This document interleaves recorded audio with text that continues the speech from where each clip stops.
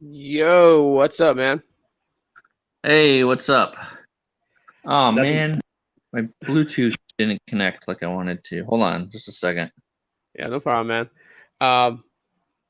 Well, Zero Cool gets that pretty much figured out. What's up, everybody? Yeah, so we got a way different topic than usual that we're talking about today. For today's podcast. So it's gonna be quite interesting to get different perspectives and just to kind of see like the involvement of mobile technology, but then also um how it has played out. So Big John Tech Reviews, good afternoon. What's up, bro? Thanks for coming in. So we wait for more people to get in here. We got Gene up in the building. What's going on, Gene? Yeah, so I sent the invites out to those that wanted to be in this yeah, this we'll call it a special podcast. I mean, it's not something that we talk about every day, so we're gonna talk about it today. Robert Montoya, welcome and thank you for coming in. Appreciate it. Um, so I kind of like just kind of kick started off just a little bit while I wait for the others to come on in. Um, so here's what we're basically focused and talking about today. And it's something that I think that needs to be addressed because it seems like we're going down the rabbit's hole. If you guys can kind of see where I'm going with this, right? So technology has evolved and it's making lives easier. It's making medicine easier. It's making a lot of things easier. Definitely it is, but There we at the go. same time too, there's different effects that's happening to humans in general. The way that things were, let's call it back 20 years ago, and to the way things are now, it's it has impacted humans to an extent, and I don't think a lot of humans know. I don't think they do, or take a play on how social media is affecting their life on a day to day. And technology only makes it more easier to access social media, which is why technology makes a big play in it. So when it comes to technology, there's good and bad, right? Just with anything in life, yin and yang, there's good and bad to everything in life. I want to focus on some of the things that I think that maybe people don't see, don't recognize that they're doing. Maybe just kind of put something out there for people, just kind of like, hey, you know what I mean? Like take a break from the social world, As I'm waiting for Sneed to come in because he's a prime example. Kathy, who's also in here, Kathy, hello. Kathy is a prime example. Um, I can say, just from the time that Kathy's been on the show watching, that she only goes on YouTube. There is no Facebook, there is no Instagram, there is no Twitter, TikTok, or whatever else. I mean, I'm not sure if TikTok. I don't know, Kathy. You can answer that one. Um, but she keeps it to a minimum. YouTube is where it's at. And Sneed is another example. Well, hopefully he gets in here soon so he can kind of enlighten us on why that he keeps it to just YouTube and Twitter and nothing more. But I also have Zero Cool with me in here. Um, and so yeah, I don't know if you're ready, bro. If you want to give a little insight to just like what kind Yeah, of yeah. you use, go for it. I think as they say, it's hard to pin the moniker. Technology has a time and place for everything. Yeah. But I think that's true. I think we kind of lost that initiative to where um it's the technology has been ingrained, right? Overbearing. You give an iPad to a. I'll give you a prime example. My niece, she's when she was about 3 years old, she was running iPads and making phone calls like on iPhones like nobody's business. Technology is just ingrained at a young age, even more so than than way back in the early 2000s. Fast forward 20 years later. Um, technology can be a good thing and can be a bad thing. Um, that's just how we use it, you know. But it seems no matter which side, no matter which side happens, you know, if bad stuff happens in the world, it seems that technology sometimes does play a part or have a hand in it. Yeah. I think, like, you know, when's the last time you sat down at a dinner table and not played around with your phone? To be honest with you, I have a hard time doing it. I have, you know, we as a tech community, you know, we have multiple phones, right? So Yeah. it's very, very hard to put the phone down. Me, especially since I'm, you know, either in meetings, answering emails, um, you know, conducting some business transactions and trying to, you know, it's to do what we need to do. It does make it easier and faster and better, but it's just, I think, like, when it comes to social norms, like social um, relationships and points of interest and viewpoints, I think that's where uh, technology needs to be put down. You know, maybe people can get their points across, or maybe people can share and, you know, an experience or a life change event or something happening. Um, no, you know, we don't need technology to. I'll just say this in the most simplest form. We do not need technology to communicate how we feel, right? Right. Right. We can Uh, say, you know, I'll give a prime example. This is, you'll love this. So when I'm, you know, you know, when people are like happy or sad or stressed or whatever, like when I'm stressed, so like my, people that know me, like, you know, when I'm stressed, you know, some people, you know, drink or smoke or whatever. Like for me, I'll have an Oreo shake. It just clears up everything, you know, and it works. You know, I don't have to have a piece of technology to tell you that, but it's just something I do. You know, I have an Oreo shake and it just makes everything amazing. yeah. But That's a unique one. Having an Oreo yeah, shake. Yeah. oh, it's so good. It just melts all the stresses away, and it's true. I don't know. I think, like, that point of communications, you know, when someone's not having a good day, Yeah. you know, and when you know when someone's not having like a good day, or maybe if they're even having a happy day, or if maybe they're excited about something, technology can sometimes either help or get in the way of that. You know, sometimes, like, if you're trying to communicate something, sometimes technology will misconstrue a message, and you're trying to say, oh, you know, I didn't mean that, or oh, I meant it this way, right? You know, so Right. it's kind of, you know, it just depends on the situation, but I think I think we need to get, in my opinion, we need to get more of the uh, social, and economic as well, norms at the forefront, and kind of, you know, kind of leave technology in the back burner sometimes, because I think with that there probably would be, you know, a lot less, you know, relationship issues, a lot less divorce, a lot less, you know, problems in the world, right? If we took that to heart. Yeah, I wanna agree with you there. Like when it comes to emotions, a lot of people tend to nowadays um, tend to resort to expressing their emotions on Facebook or on Twitter. And even I've been guilty of doing that. I've caught myself doing that where I'm just like, I shared something about how I Right. feel. And sometimes it's like vague. So we kind of play like the guessing game thing, like, oh, I'm gonna say this on Twitter, but it's so vague that it's not direct to the point as to why I shared it.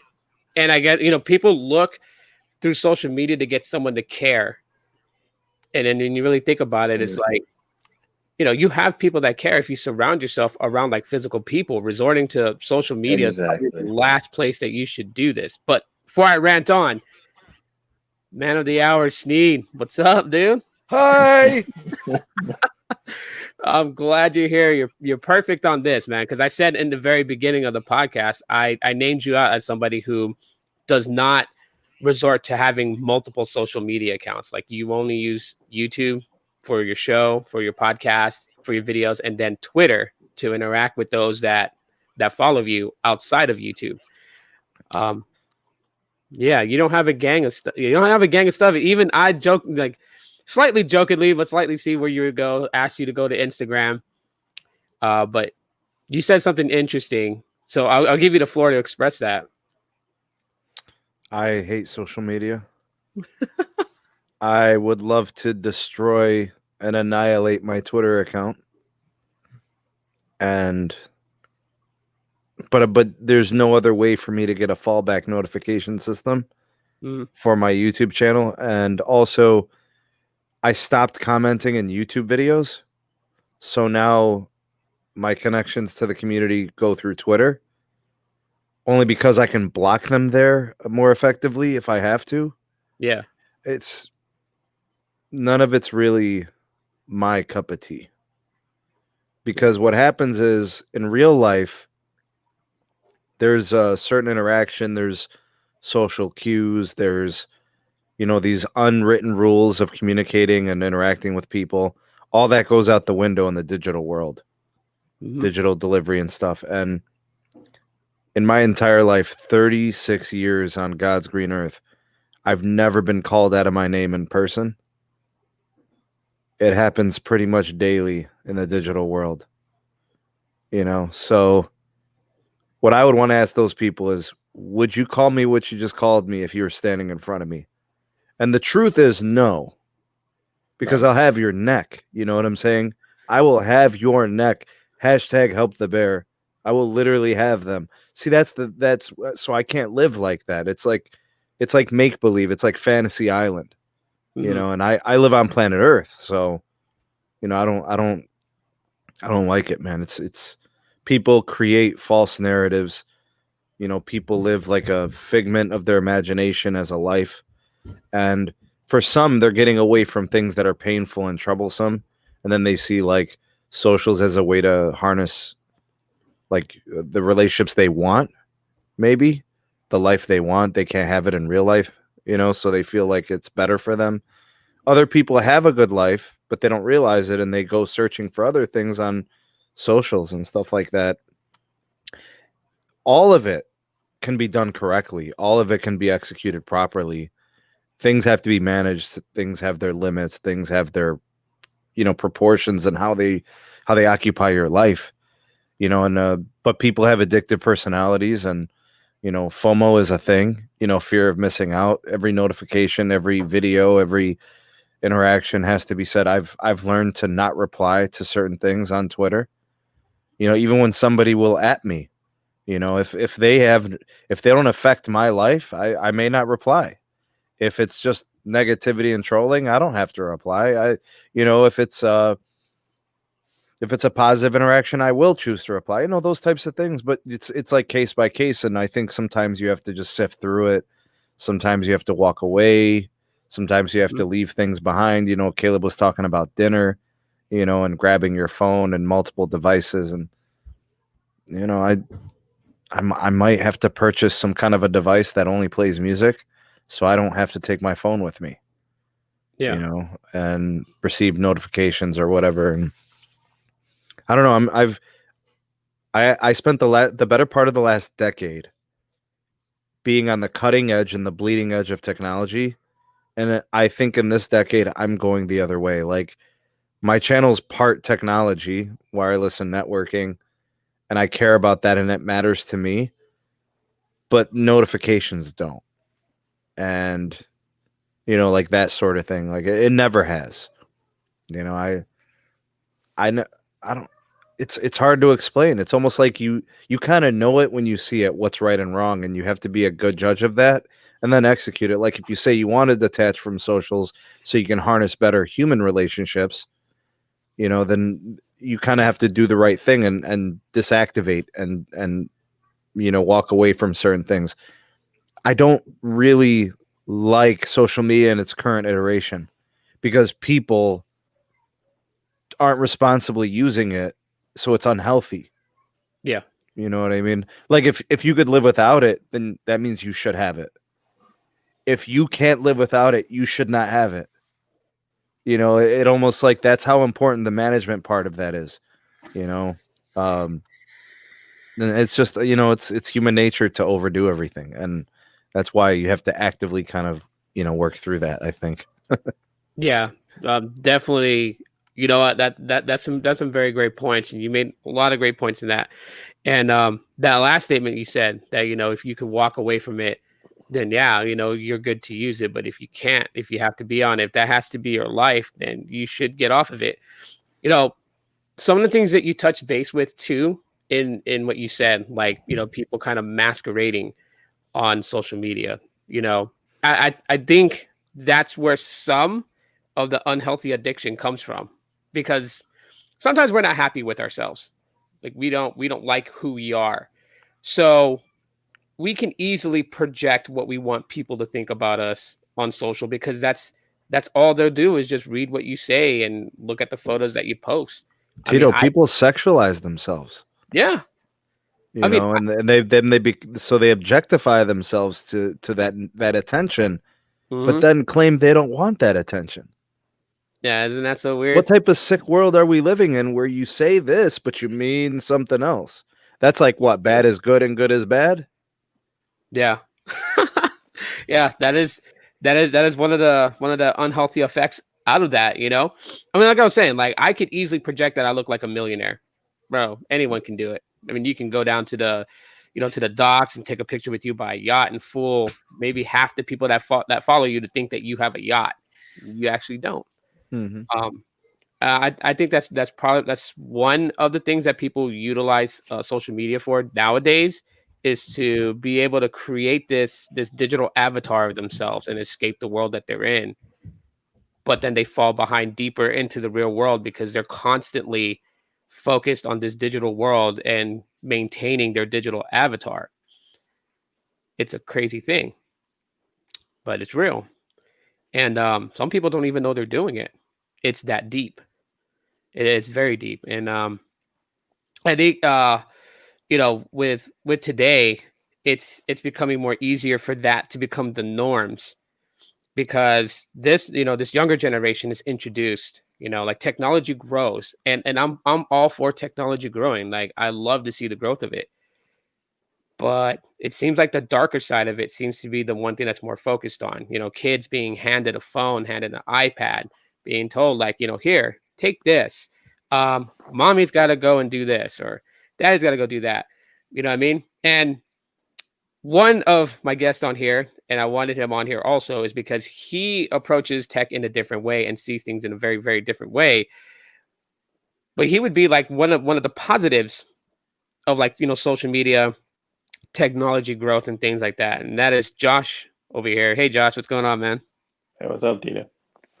I'm sorry. I know you've been silently waiting for a while now, No, but I just enjoy listening to Sneed's sexy voice. yeah. However, um, That's as, not funny.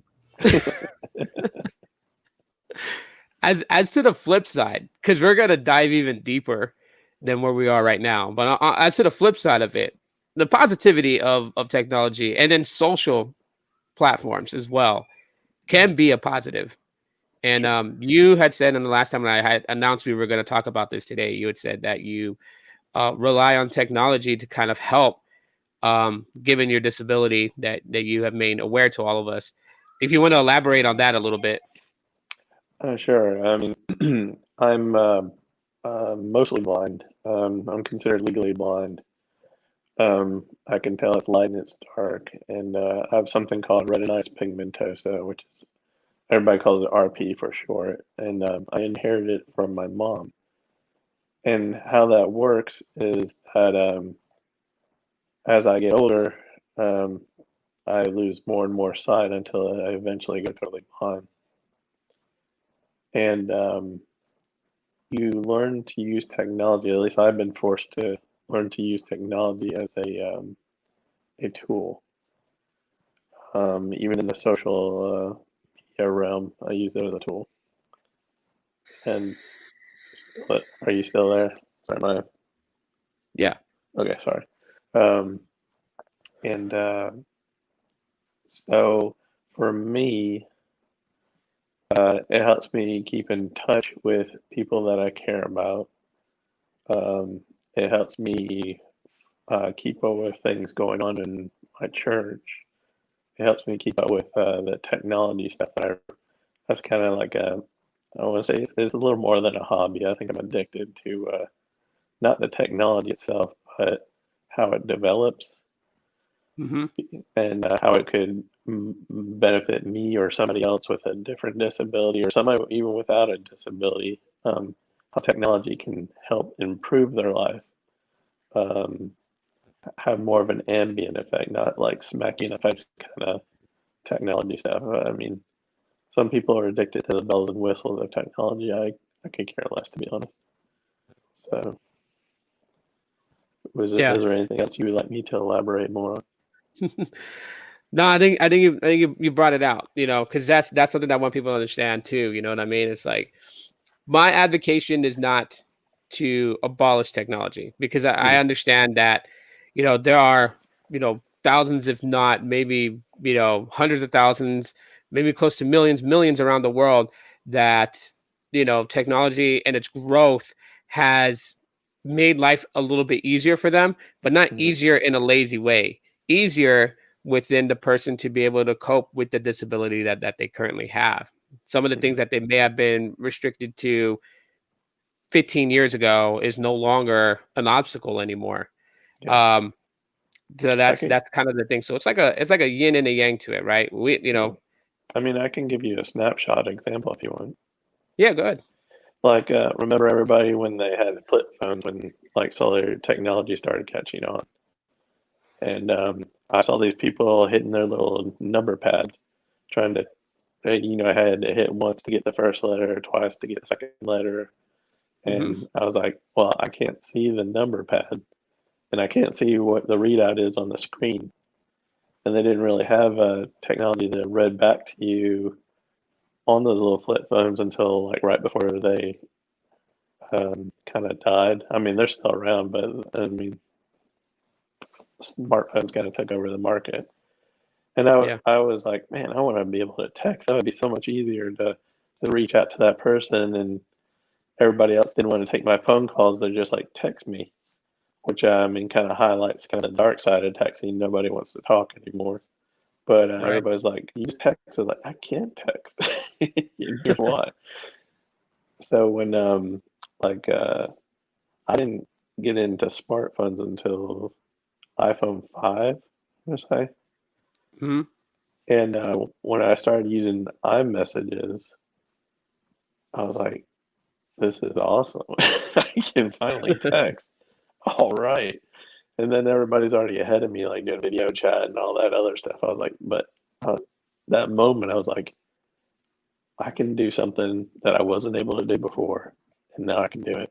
And kind of, it's not necessarily keep up with the Joneses, but I can communicate with people in their way that Yeah. I mean that they took for granted that I've been jonesing for years. So Yeah. And so that's a point that you made that you brought up. It's kind of like what I want to kind of highlight right now. When okay. you were talking about back in the day with flip phones, Mm-hmm. um, most people converted to just doing text messaging rather than phone calls, right? The little by little, over the time, while technology was growing, while new things were introduced into mobile communications, we started to see a trend kind of take away, right? Because, like, if you and I had a phone call and I Mm-hmm. called you and I was stressed out about something, you would know that I'm stressed out about something, not only by the words that I'm speaking, but the tone and the levels of my voice, how it Oh yeah. fluctuates. Just to say, like, if I called you happy, then you would know I was happy because you could hear it. Mm-hmm. With text messaging and even with chatting, you can't hear the other person, Oh which yeah, is they're tone deaf. Yeah. yeah, it's one of the first introductions of what I call, say, losing humanity, Mm-hmm. because today people use chatting and text messaging as a form of communication rather than a simple phone call or face-to-face interaction. Breakups, asking somebody out on a date. These things are done through chat and texting, and it's really hard to gauge the person on their emotions because you can't hear emotions through texting. Like, you can all caps what you're saying to try to project that you're yelling, but somebody that's not even introduced to that world is just going to think that you have bad grammar, that you don't know that you have caps lock on or something. And this had become the problem that really started to kind of break down how we perceive and understand each other, because everything just went to messaging, short messaging, chatting, chat services. I have always stressed to people, like, if you have something long to tell me, don't waste like 10 minutes of your time trying to type out this long message with proper grammar and punctuations and things like that. You can simply had simplified this all by just calling me, you know.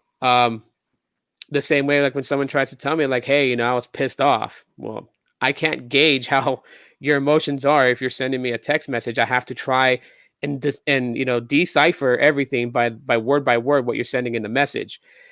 So to me, I feel like that was a pivotal moment when texting became the thing, the norms. Was kind of slightly the beginning of this gradual descent, where now today, one of the reasons why I feel that people can't get along, why there's so much things taken out of context, is because people don't know how to read or understand body language, vocal tones, and things of that nature, or facial expressions. They only look at the core words that's being said, and then they determine it in their head. That's how you feel. And they ride on it like it's gospel. And it's really the breakdown of our ability to communicate, because we as humans are social creatures. We have to be social. We can't be in solitude. And that's why people go crazy when they're stuck in a nut house in a room, padded walls by themselves for a long, long time. They go nuts because they're alone. They can't be alone. You know, it's it's kind of the reason why also, like, when they did this whole thing and they talked about social distancing, and like people thought I was being sarcastic when people would type, "Oh yeah, make sure you practice social distancing," and I would correct them with a comment saying physical distancing. Physical distancing 6 feet away from each other. Social distancing, no. Quit using the word social, because you're building a narrative that's deterring people from being social. Mhm. It was kind of my thing, and I still stick by it today, man. I mean, even in public places, someone will shout out, "Practice social distancing." I yell out, "Physical distancing." They, That's a very you know, astute distinction. Yeah, that's yeah, actually a very good point. Yeah. it is, and I think today, honestly, I mean, like, yeah, social media has done some good. I'm not gonna knock it down and say it's all bad. It's connected me to stay in contact with family members that live in different states. It has allowed me to learn more things by researching on the browser, or researching other people's thoughts on things by them expressing it. There's like a fine line to it, of what you share on social, and how you take social media and how you use it. And like Sneed said earlier, if you could be without it, then you're in the okay zone to use it, because you can always put it down when you need to. But Mhm. if you can't, if you can't put it down, you need to get away from it. Letting it consume your life, you know, takes a toll. And we don't have a second or third life. This is not a video game where we can respond and fix our mistakes. You only Mhm. got this one chance. And if you spend majority of your time wrapped up in a digital world with a digital avatar that you created, you're letting life pass you by on the things that you could be doing, right? I mean, does anyone kind of agree with that? Yeah. I mean, yeah, I do. I think social media, as far as the good aspect of it, can be used for positive change. And what I mean by that is, if what the benefit of having social media is that you are able to quickly get a group, or even a large group, of people, scale it up, if they want to try to influence or try to get something done in a positive way. For example, maybe a project, or maybe some type of change of action, a positive change of action that's needed, maybe in the community, or even across the world. Mind you, there's lots of positive things being done, but I think it's a lot of the positivity is focused when um, you know a group of people, or a large group of people using social media, can make that change. Sometimes it's very hard to make it on your own, just as an individual. But I think you know uh, with social media, with that power technology, you can have a lot of voices, um, you know, used for positive change and like a positive impact Mhm. in people's lives. Yeah. Yeah. Easy Computer Solutions actually said a couple of things here. And so I mean, that's what I'm talking about, like the balancing things. He talks about how text and emails works for him because he owns a few businesses, so he's always, I guess, like on the move or trying to get things done, so that way he's not falling behind on work. That a simple text or writing out, typing out an email. I wouldn't say writing out, but like typing out an email makes it easier for him to get a lot of things done within his businesses, and that works on the business perspective. It works from that aspect. Good point. You know, what where I'm going with it on is where it's not on a business level, where people utilize texting and chatting and emailing as a form of communication, because it has come to that point these days. I grew up in a time where for being sociable, hanging out with friends or whatever meant being together. Yeah, we're all sprouted in different areas all across the country, or maybe all across the globe. And this is where, the idea of social media was supposed to be in, was like to keep people connected to each other who were far, far away and just couldn't be in the same place at the same time, to allow them to continue to have a rich relationship with one another, even though being so far gone away. But people today have shifted that from being what that was, or what it is. It still is that way, because social media is what you make of it. It's not entirely what, like, Mark Zuckerberg made it to be. He didn't say everyone go here and use this as your way of telling your girlfriend it's over, time to break up, type of thing. He never did that. It was just there for people to be able to still maintain relationships with those that are long distance.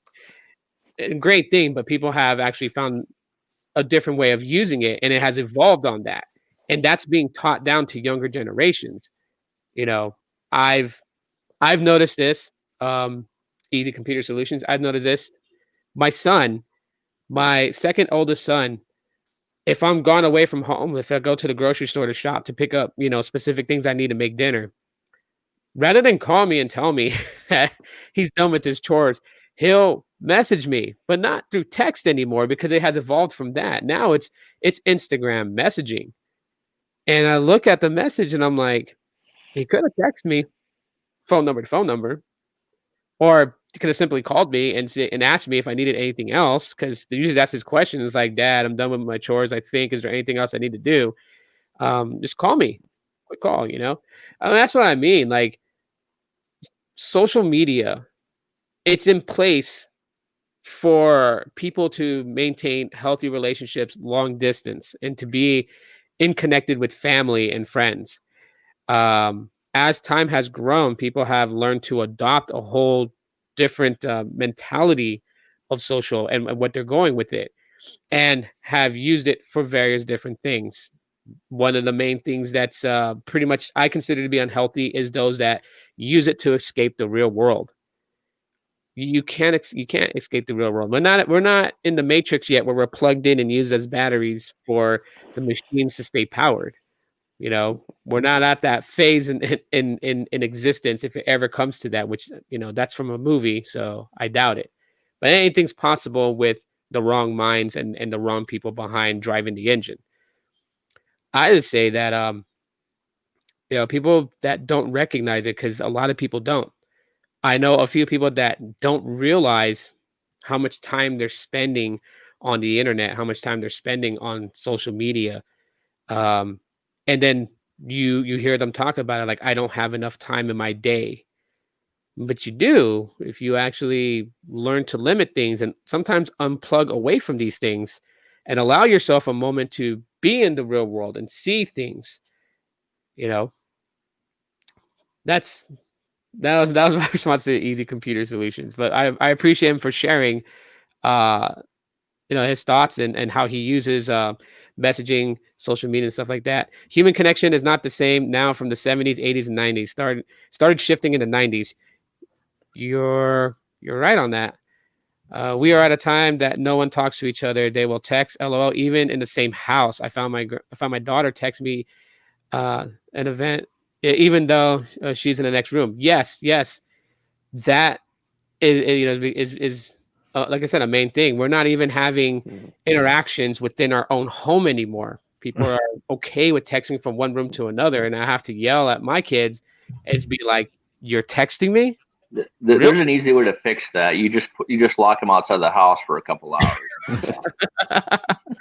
Yeah. Yeah, I actually, That, that was the limit thing. that in my house. Like my wife, I'm like, do not Mhm. text me, do not call me. We're in the same house. You can come find me. You know. For me, I use Family Link.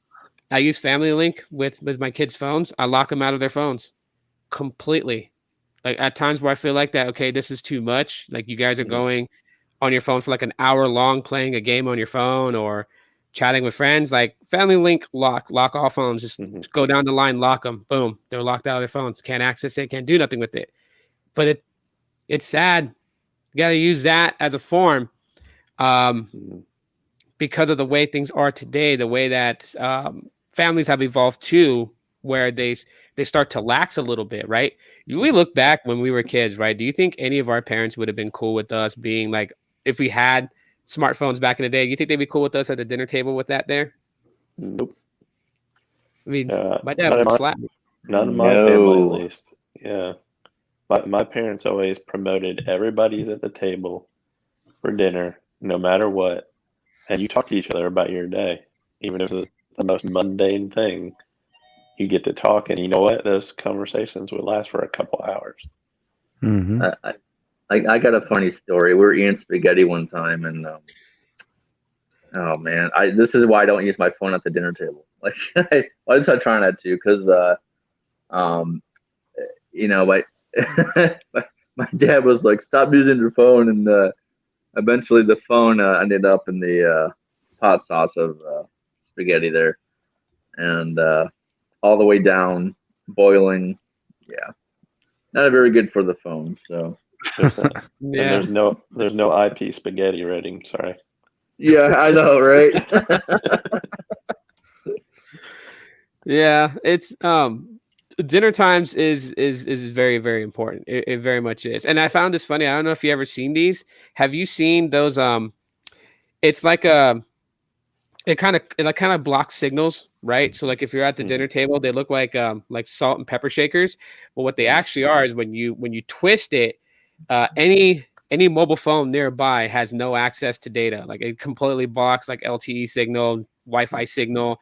Phone renders phones useless. But I think it's weird that even today we have to come up with something like that instead of actually like trying to curb this young generation into not being Mhm. solely dependent on a digital world to communicate. I can speak to something we do in our own house, and we have like a technology Tuesday where we take everything that has Wi-Fi or cellular in it, turn it off, Mhm. and put it in a little storage container. I put a lock on it, even though I don't really need to put a lock on it. And we don't use technology for that whole day. TVs are off and everything. I mean, we don't watch a lot of TV anyway because Yeah. I don't like my kids having digital babysitters. So, How about but I you, mean, Steve? In terms of strategies to Yeah. disconnect, um, it kind of depends on the mood and how extreme I want to go. Because I don't watch a lot of TV. Sometimes I actually have to disconnect from my digital presence and actually just watch TV. Which, when I was a kid, our parents were trying to get us to watch less TV. Now I'm actually trying to get away from my phones and watch more TV without watching my phones to get the TV, right? Because like Yeah. TV over IP and all that other stuff. But like I'm just like, hey, what do you guys want to watch off of Disney Plus today? You know, and we'll pick. My daughter wants to watch Frozen. My wife's like, all right, we'll watch Frozen. You know, sometimes we just, you know, want to go to get ice cream. We pick something that we want to do that doesn't require us to need it, and we'll just leave it behind. We've been able to do that, man, as a family. So I've been happy with that. Anytime we've thought about disconnecting, we've done it, which Yeah. is why I feel comfortable that, you know, if you think about it like a tool or a weapon, everything like that needs responsibility. We've been able to do that. The moment I catch Yasmin's only 4. She has an iPad. You know, I'll take that thing from her and she won't see it for a month if I wanted to. You know, I'm still in 100% control of her entire life, but Yeah. you know, and hopefully there never comes a day where I lose that control, you know, while she's still a young girl and learning how to be responsible and a good person and all that. You know, we've been able to do it. And maybe it's just because of the era we grew up in. You know, my wife from a big family, I'm from a large family. Mhm. We both value other things more, you know, more importantly. You know, like a good conversation between me and my wife, phones aren't involved, phones aren't near, you know. Uh I even like with my friends, we grew up in the same era, so we don't need our phones, Mhm. you know, when we hang out and stuff like that. Um, but I see like certain generations, like that's how they entertain themselves, right? So if your Yeah. source of entertainment is a device, it's going to be really hard for them to disconnect. Because if you never knew anything else, then what are you going to turn to? We've Exactly. been blessed to actually have that previous life experience. They may not have that. I mean, some of my students have told me that they've gone on vacation and like they were on social media watching videos in the hotel room instead of experiencing wherever they were, which Right. is crazy. If you're at the ocean, you jump in the daggone ocean, bro. You know, you go looking for jellyfish. I don't care if you could get stung or whatever. Go. You're in a forest. Go find the bear, dude. Like, I don't know. Like, and that's like when you sign up for an experience, like in that example, just go all in. Yeah. You know, just do that. I really wish like I had somebody else recording my life for me, so I didn't have to hold a device. You know, so Yeah. That's interesting you say that because like I take trips with my family and like sometimes when I share like the photos that I have, like people will look at me and they'll be like, I take more photos than you when I go on vacation. And my response back to that, and I tell them like, I take some photos so we have photos to look back. But majority of the things that I've seen on my vacation is all in memory. And I want to keep jogging my memory to keep my brain functional and working. So if I want to remember that sunset that me and my kids sat over there in the Santa Monica Pier and we stared at the sunset, I want to remember that in mind. Some of those photos that I took will help jog the memory, but I don't want everything captured because some people spend their whole time on vacation, like you said, on their device. Even if they went walking around, all they do is pull out their smartphone and just snap photo, photo, right. photo, photo, right? But they're not actually really in the moment to feel everything. I I've Because had that definitely agree with conversation with that. my wife. I'm like, don't you want to like live what you're seeing instead of watching it through a sensor or a lens? yeah, Exactly. I've had the same conversation with my wife because when we've gone to overseas vacations, I was like, "We're overseas. We're in a cool place we've never been to. You're worried about the perfect picture." I was like, "Screw the picture. Work on the yeah, memory." You know? Straight yeah. up. Like I don't want, Google Cloud to be my memory for me. That's my Exactly. thing. And my wife feels the same way too. Like when we're in the moment with our kids, we're in the moment. And Mhm. I just think it's sad that most people today don't try to be in the moment. So they're really missing out. And then when they come back from their vacation, they wonder why they really haven't de-stressed or taken the load off. Is because you never really got to be in the moment to take that Right. load off. Hmm. You were too Mhm. concerned again with something else occupying your mind, trying to rush to get that perfect photo or Instagram worthy photo that's going to get, 100,000 likes. You're more worried about that. I hate Mhm. Instagram, bro. Oh my god, I hate Instagram. Oh, what? I mean, what's really worse than Instagram? Facebook, maybe. Well, they're about- It's a battle royale there. yeah, internal fighting between Instagram and Facebook on which one's going to be the dominant social media. Dominant. Yeah, dominant You mean something. dominant? Yeah, dominant Yeah, is more like it. dominant. Yeah, my brother Ruben has that problem, and I always tell him this all the time because like he always talks, and he talks in such a weird way, right? Like most people don't talk like him anymore because I guess he really tries to define the beauty in a lot of things that he does, so he really, really can express himself. And I look at him and I'm like, it's a double edged sword with him because when he went places with us, he spent most of his time with his phone trying to take that perfect photo to try and share what he's feeling. And I'm looking at him like, not everything has to be expressed on Instagram, dude. Put the phone away and just live in the moment and let that image burn into your memory. Because I can pull up things from my past through memory and see it vividly like it's a photo. All I gotta do is just think, and it's there. I don't need the rest of the world to validate that I had a Right. beautiful time. Exactly. Yeah. Well, and I can give a positive spin on why I use social media. Like Go for it. on Facebook and Twitter and Instagram. Well, some of it's work related, and I don't like doing that. But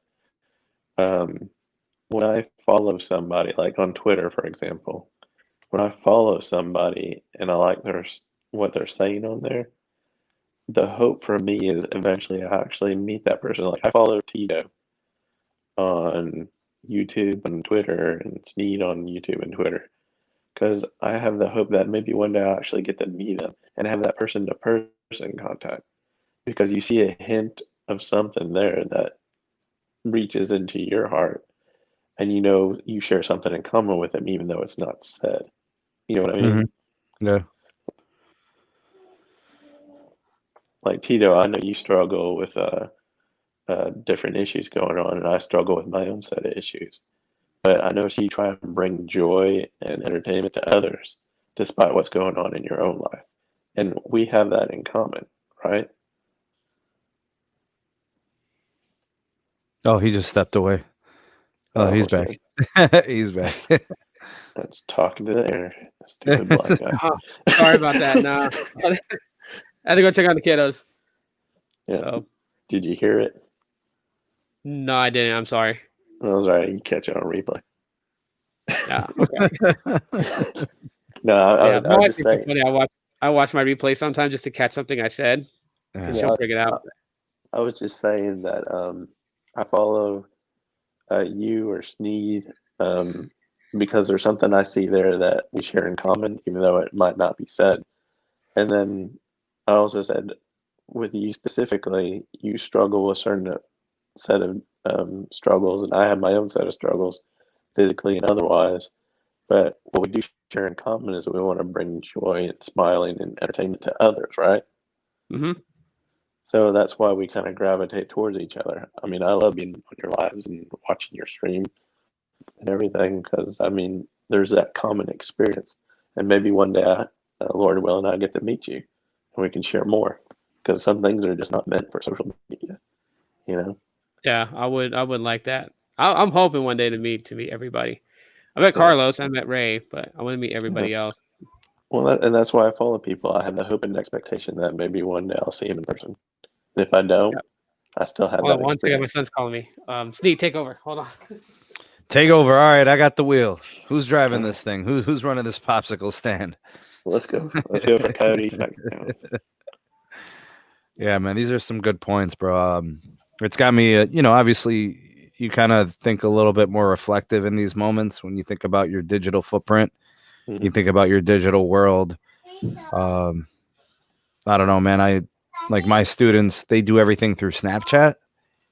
They text, they video call, like everything's through Snapchat. So what happens when that gets taken away? Are you a standalone person, or are you an incomplete person because it's the only way you know how to live? Yeah. Yeah. Like man, how old are you, Sneak? 36.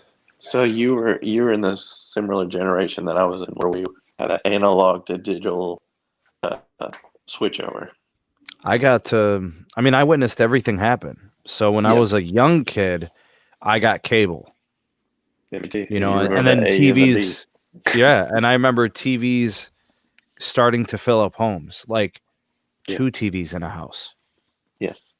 Cable television, like channels and HBO. And then in the 90s, it became like we started getting like a 24-hour news cycle, sort of.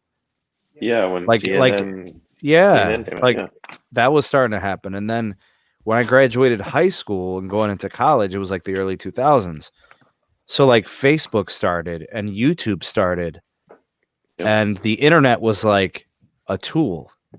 Like you could find information. There was no remember. vlogging. There was no blogging. Yeah. You know, there was no social media still. That came while I was in college. It all happened within like 5 years. Yeah. Like it did. like 20 like It's like 98. 2006. Yeah, like by 2006 everybody was like, it was like, oh, there's this thing called social media, and like a couple years later it was like Twitter. And Yeah. you know, I remember opening a Twitter account and being the egg. I don't know if you guys are old enough to remember, like when I was like literally an egg, and like it was like 2 letters was my name. It was like AA, Oh yeah. you know? And Do you remember Facebook when it was college only? yeah, that Yeah. was in college. It was for us. It was for Yeah. us to communicate with our friends from other universities and other Yeah. states. And then it went to family. There was like a family way to connect. Like that was a Yeah. big deal. I remember when it And was all about pokes.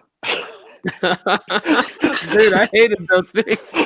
Like, yeah, you got see, I never had a Facebook account. Yeah.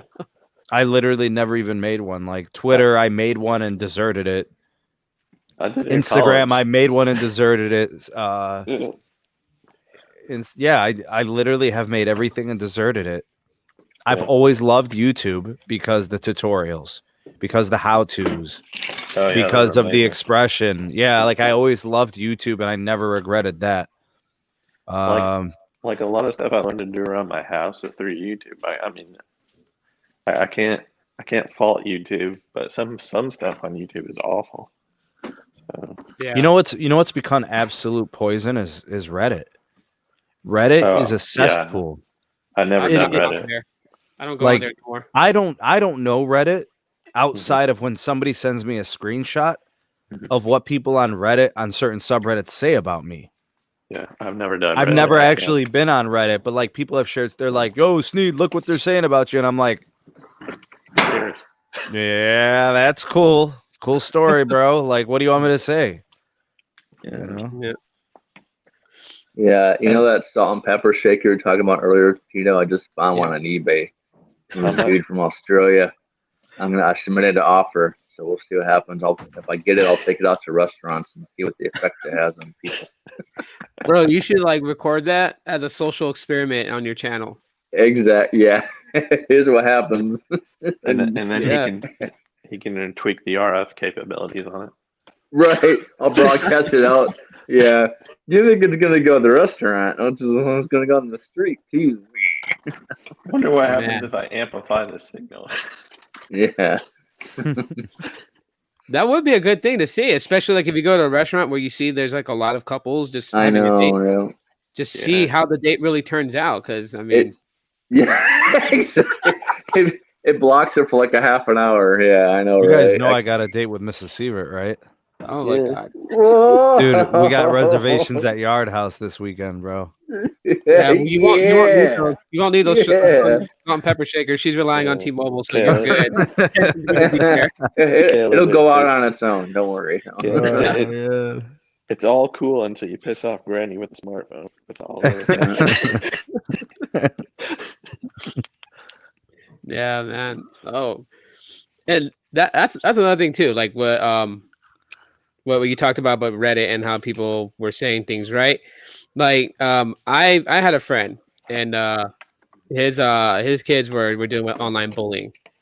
You know, and it was so weird when he had that conversation with me because he's struggling. You know, his daughter just can't help it. She always signs back in to see what people are saying about her. And like me being who I am, I'm just like, oh, well, just unplug, get out of it. Like why subject yourself to continue to go back on to see what people are saying about you? But it's so weird. And I guess that's kind of one of the reasons that I came out and talked about, you know, like my thoughts with a certain person, even if that person wouldn't go and you know commit suicide, right? Because that's one of the things that happens with the younger generation with online bullying. They can't detach away from the digital world. Well, They because you continue. kill the persona, yeah. Yeah, they end up taking their life. Like you guys remember, what it was like almost 10 years back. That girl made that video on YouTube, and she had like a bunch of cards, and she was flipping the cards, each word she was expressing like what she dealt with in online bullying, and it went viral because she took her own life. I remember that. Yeah, that was sad. Yeah, and But no, you I know talked what? to my friend about that. Like, There's how to go ahead. There's this there's a subset of this younger generation though, Mm-hmm. even though that was real and me and you would have compassion on that person. Yeah. Some people think that's entertainment because they've been so Whoa. desensitized. Wow. Mm-hmm. Yeah, the online bullying is ridiculous to the extent today, and it's like, again, this is where, like, technology. Like, I don't blame technology. Like, so some people would be like, well, it's technology's fault. Like, no, you can't blame technology. It's here. It was Right. built for us to aid us. We can use it how we use it. Just people has taken technology and used it for for malicious intent. People who, like you said, Sneed, no one would come to your face and say those things that they said to you. Never, never, never have, and they never will. But they're so comfortable behind their keyboard and a screen just like this and say, yeah, well, I know Sneed ain't gonna do nothing to me, so I'm gonna say this right now. Boom, boom, boom, boom, boom. They plug it in. And like Josh said, they're desensitized. They don't understand, wordplay. When you say something to somebody, just because you typed it on a keyboard, to other people, that's still words projected. When I Mhm. see you, you have no excuse. And you have to hashtag it for them. Hashtag Peruvian necktie if you do that to me. Yeah, buddy. I will have the neck. I will have it. But yeah, today, I've seen things, I've read things about it, like certain states, what they're trying to do about online bullying and things like that, cyberbullying, what kind of laws they're trying to create in place of that, because again, in the very beginning of it, when it was becoming a thing to do, and it took off because I'm gonna say it straight out, all the ones that I consider to be pretty much like, the bitches and all of this that wouldn't do things in front of my face got very comfortable doing it from a keyboard and a screen. And they knew that to a sense, they were untouchable, because if they had a username that doesn't really identify a person as a person, the laws had to be created, and they had to find a way to make it to where it can stick, that if somebody was constantly like bullying me online and I ended up taking it in my life, it actually would place responsibility on them. Why do you think China started doing social credit? Oh, interesting. I mean, I'm not saying that social credit is right. If every person was a compassionate human being, who needs social credit? Yeah. But I'm just saying this is part of the reason. Right? The fact that people are not holding themselves accountable for their good deeds. You just want to walk around this world being a troll, or you want to walk around this world being an antagonizer or an instigator. No. I mean, I've watched people get their butts whooped because they did something wrong, and they had it coming. What is there to stop? This is justice in its purest form. Yeah. I ain't stopping nothing, bro. Learn. I hope that hurts. I hope that there's a mark and a scar, so you never forget. Yeah. I'm okay with that. I'm cool with that. I'll agree with you there. I do, I don't disagree with that at all whatsoever. I just think, people get really, really, really brave online. Yeah, that reminds me of something that one of my priests told me. They said the worst weapon you can give a coward is a keyboard. I'm like, well, there's some truth to that. Wow. Yeah, there is. But people go very far. Like this young generation, it's so like, like back in the day, technology and stuff like that wasn't in the mind of the youth, right? Like they really classified that as the nerd thing. So they really weren't interested in it as they are today. And like there are kids today that dwell in this world of coding and being online and hacking to that extent. They just want to be that, and they can go so far. Like there's kids today that know how to dox people. Man. They do it to classmates to get info on their parents, and then they share it online to bully them. Oh, Your yeah. dad was a drunk, and you're gonna end up That's- being a drunk. And it's like, whoa. Oh yeah, that's happened to me before by somebody younger than me. It was awful. Yeah, and these kids, these young minds are gravitating and grasping all this stuff. And while some would say, well, that's a beautiful thing, they're into technology, they're the future. So imagine what they're going to do in the future. But they're young minded now. They don't set up bounds and understand the responsibilities that come with it. Right. They do something. They're not fully mature yet. Nope. You know? It's Like- like you're giving a toddler a AK-47. You know, it's not going to go well. You know? No. It's not. The saddest thing is, and I'll be the one to say it, but it's also parents today. You know, they, like you said, you don't want a digital babysitter. Yeah. To No. a lot of parents today that are out there, that's their thing now. It's like, I can't get my kid to stop throwing a tantrum. Here, take this iPad and shut up. Yeah. Like, what's Well, happening? I'm going to throw a disclaimer out there. I mean, I'm not a perfect parent. I mean, sometimes I'm just like, shut up, watch some Disney Plus for about 20 minutes. Daddy needs a moment. I mean, nobody's perfect. So I'm not trying to criticize anybody for letting their kids watch TV. But you have boundaries though. You set Yeah. boundaries, you set limitations. There are Yeah. parents. I go to the grocery store for a woman to go ahead and shop and get the things she wants on her list. She puts a phone in her kid's hand to shut him up. Yeah. I caught my And- wife doing that, and I yelled at her privately. And you could see that kid is given, you know, that phone to occupy his time because, hate to say it, but I'm gonna call it like it is. That kid's a blueberry from Willy Wonka. He ate the gum. I wish I knew what you were referring to, bro. If you ever come to Phoenix, you'll see it here. They're really, the kids that are like 5, 6 years old are obese. They're Oh, given that's what a blueberry is? yeah, blueberry. Oh, okay. You know how the girl Alright. ate the gum and she got to the blueberry cream pie and started to swell up? See that I don't know that I'm totally movie at or Steve's whatever. camp on that one. Yeah, I didn't get the reference. Oh, okay. Yeah, it happened in Willy Wonka and the Chocolate Factory. Well, it happened in both the remake and the original, but the girl turns into a blueberry. But yeah, Okay. Oh, yeah. Kid- Okay, I remember now. You just had Yeah. to say Willy Wonka.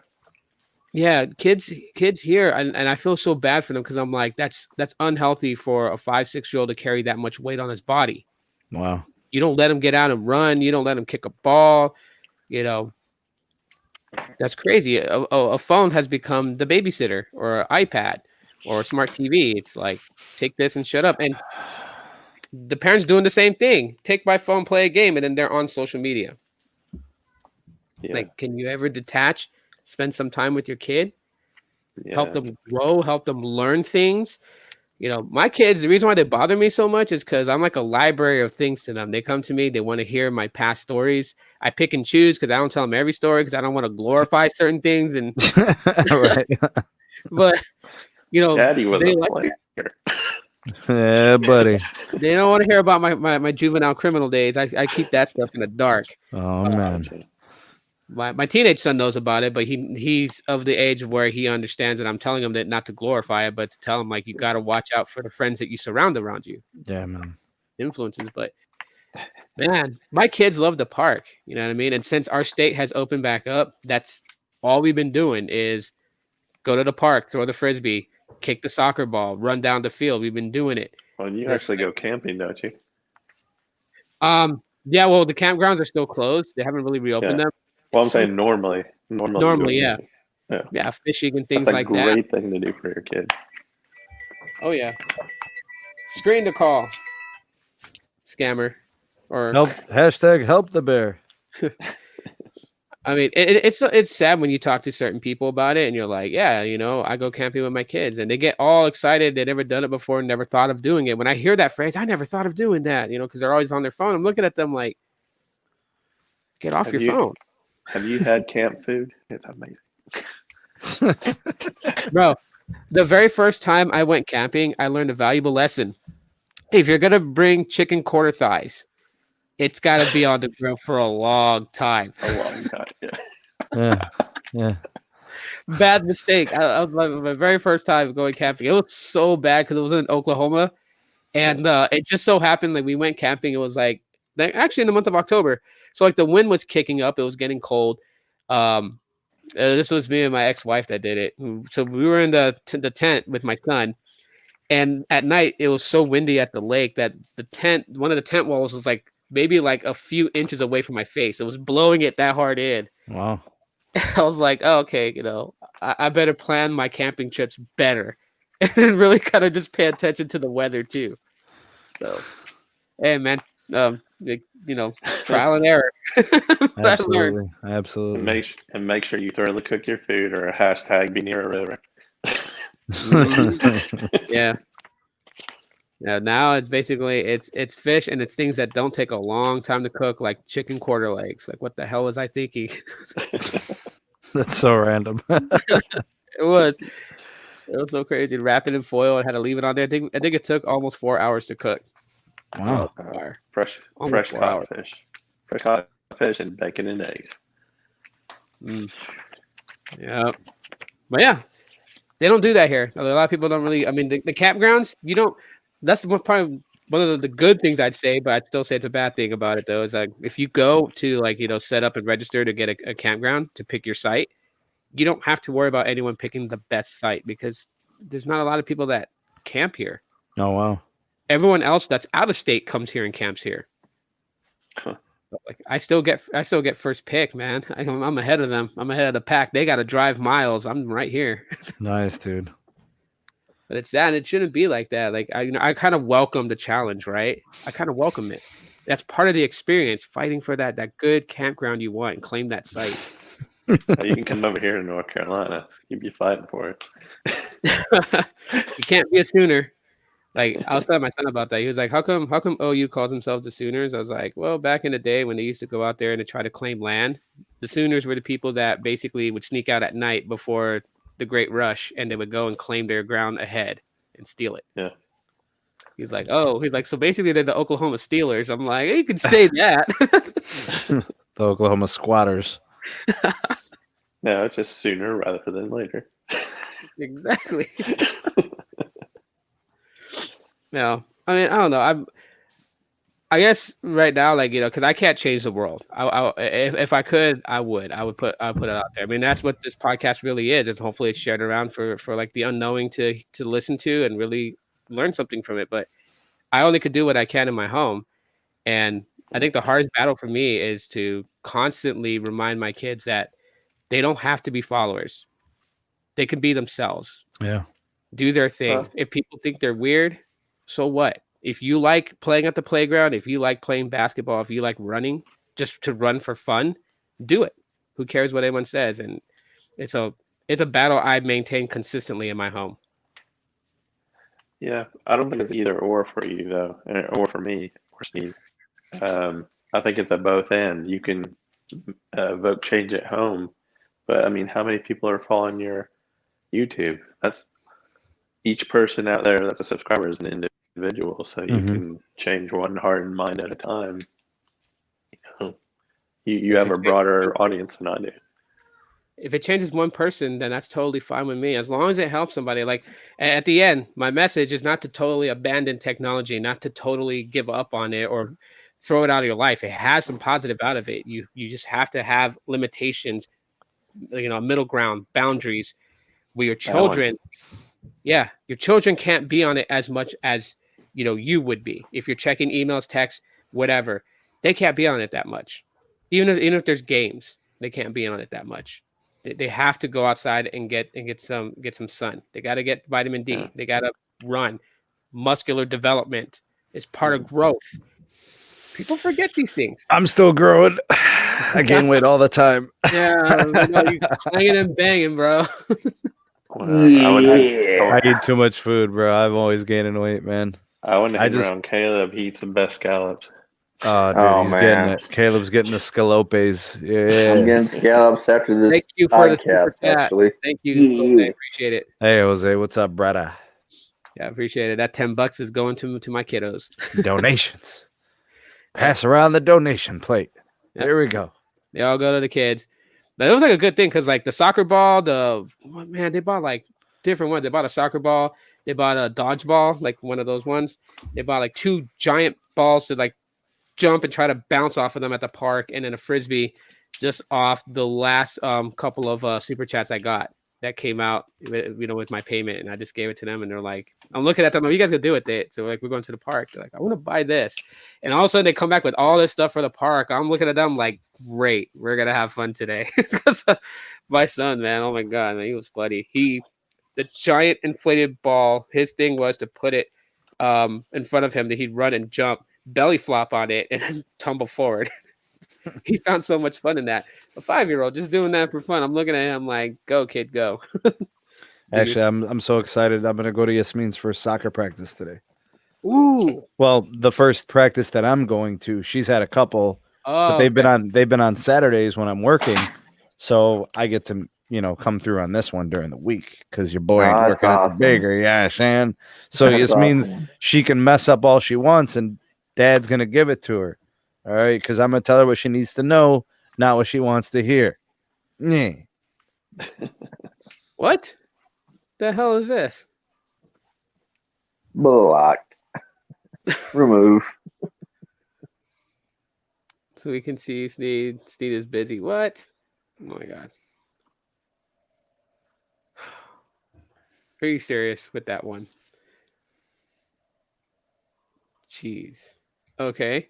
Military, elderly, disabled can The get. only porn I know is the one I made with his mom, man. That's the only one I know. Oh, That's the only one I know. after I did it, the and we shot it in 4K. That's what we did. Hear that? 60 frames per second. Mm-hmm. No, the wife will never let me do that. I always joke around with her. Like, let's get extracurricular. Like, once if I even say that, all the phones gotta be on my desk in sight. Listen, don't tell anybody. Everything's got to be on their terms. So they got to bring it to the table. You know what I'm saying? Exactly. If they don't bring it to the table, then they think you're coming from somewhere else with it. You know what I'm saying? Yeah, yeah. Just saying. Yep. That's between you, me, and the tree. All right. Oh man. But now I would say this to anybody out there. Like, first of all, before we kind of take this off into just like a chill spot, I just want to say to people, like, you know what? Whatever you may think about yourself, try to be on a more optimistic level of yourself. Love yourself more. Because if you can't love yourself, then how are you going to give the love to anybody else? And since you build upon that, detach from this digital world. You don't need an avatar to represent who you are. You as a person is amazing. That's why you're here. That's why you're here on this planet. Is because you are important. You are valuable. You're a wonderful person. You have to stop looking at the things that you don't have and look at the things that you do have and appreciate what you have, love what you have, build upon it, grow yourself in the real world, because you pay attention to social your whole life. You consume you let yourself get consumed by it to an extent. You're letting life pass you by.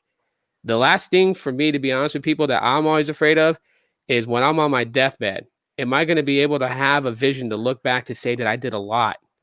Did I experience almost all the things that I could ever experience? Or was my life just completely consumed by a damn, 6-inch screen my entire time? It's never too late to stop. It's never too late to pull away. Find a balance. You don't have to give up on your social media accounts. I'm not saying that. What I'm saying is that you have to live. And when you learn to detach a little bit and you go out into the real world, you will then learn how people interact, how people are. You will learn to read body languages and facial expressions and hand gestures. It'll help you to be able to communicate better. And I think with better communication, less drama, less argument, less division, right? If we're going to beat this whole thing that's going on that divides everybody, we have to detach from our digital avatars and start to learn to have real social relationships with the people that are around us. Please keep that in mind. And with that, I open the ground to just regular talk. I thought we were regularly talking. We were. We can always go back to topics at hand, but some stuff will come up. And plus, there's people in chats that's like, Yeah, I mean, the only thing I would add to what you just said, though, is, I mean, you can always go back to your 6-inch screen or 6.9 or 5.7, whatever. But if you detach for a little bit, enrich yourself with conversations in person with others, then you can bring that back to your avatar and have a more meaningful conversation. Exactly. That's true.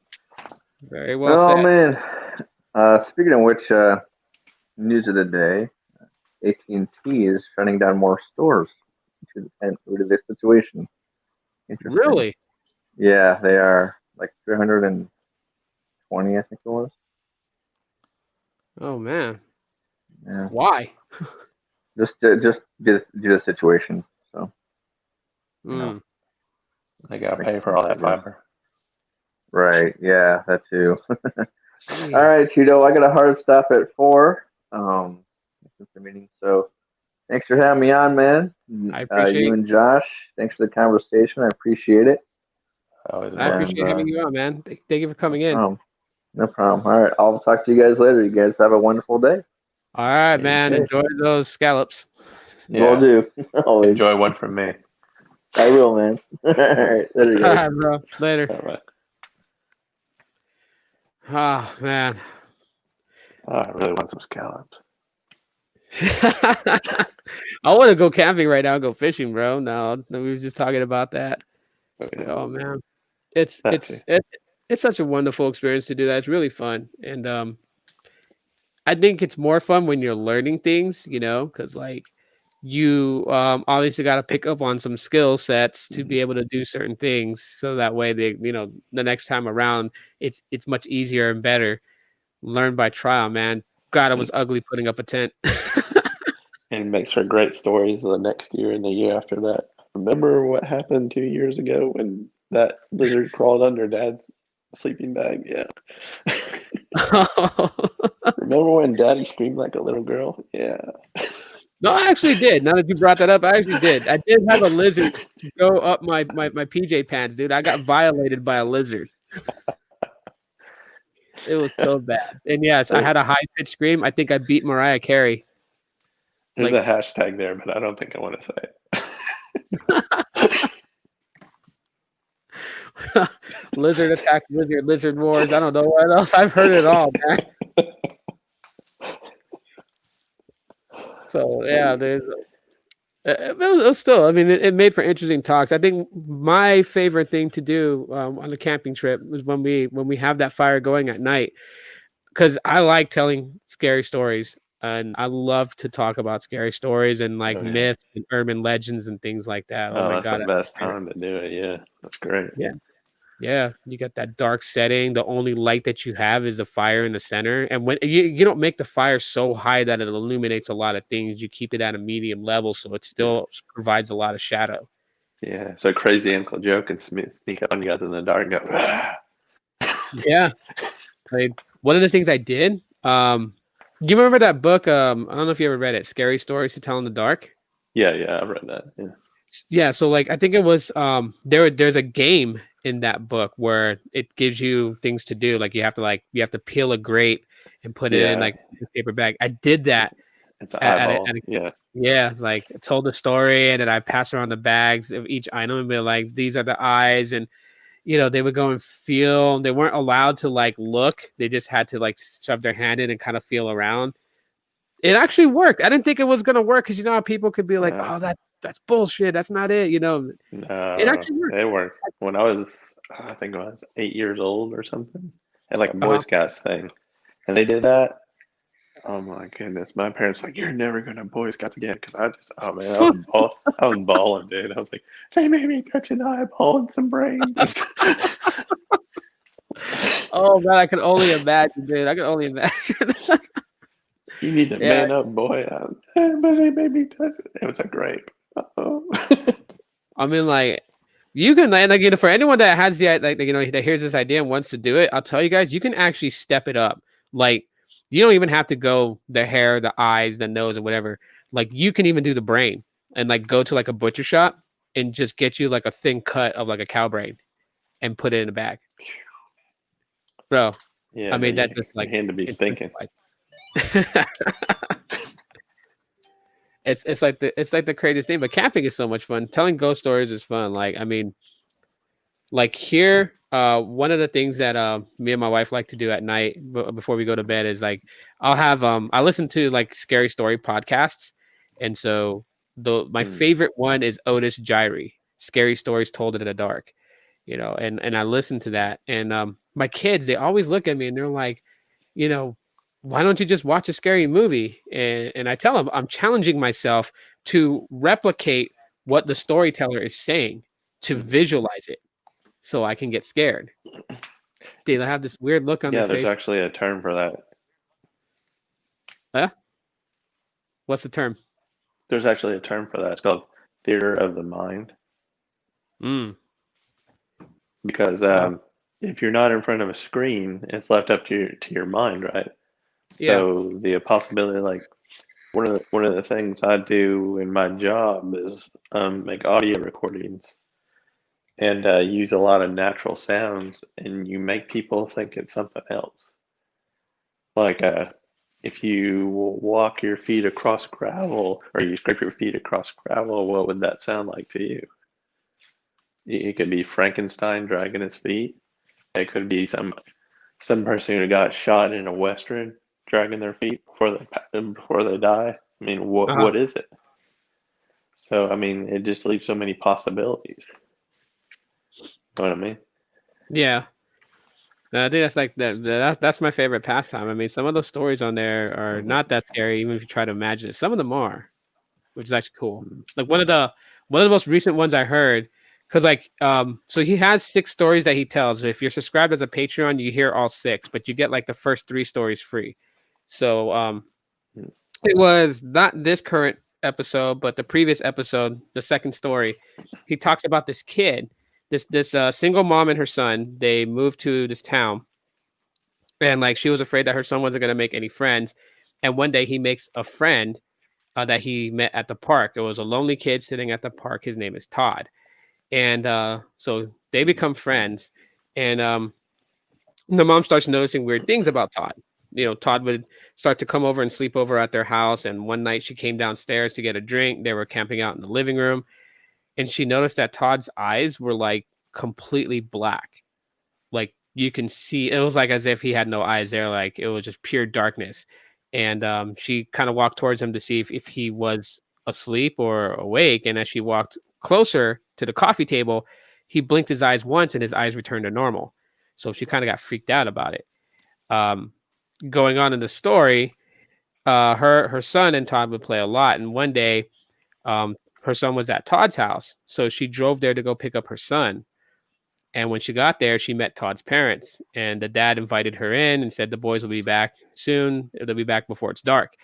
As they're waiting for the kids to return, the father starts talking to the boy's mom and telling her, you know, about his wife. His wife has been very sick. She doesn't move or anything like that. And you know, just having regular conversations. As the kids returned, she got her son. They said the boy said goodbye. The mom was leaving. As she was leaving, the dad shook her hand, but in his hand to her hand there was a note. So she held on to the note as they let go of their grip, got in the car and drove home. And on the note it said for her to call this number at exactly 8 p.m. and not a second later. So she calls the number at 8 p.m. and the dad answers. The dad starts telling her that something's wrong with Todd. Don't let her son around Todd before it's too late and all these things. So she's starting to freak out.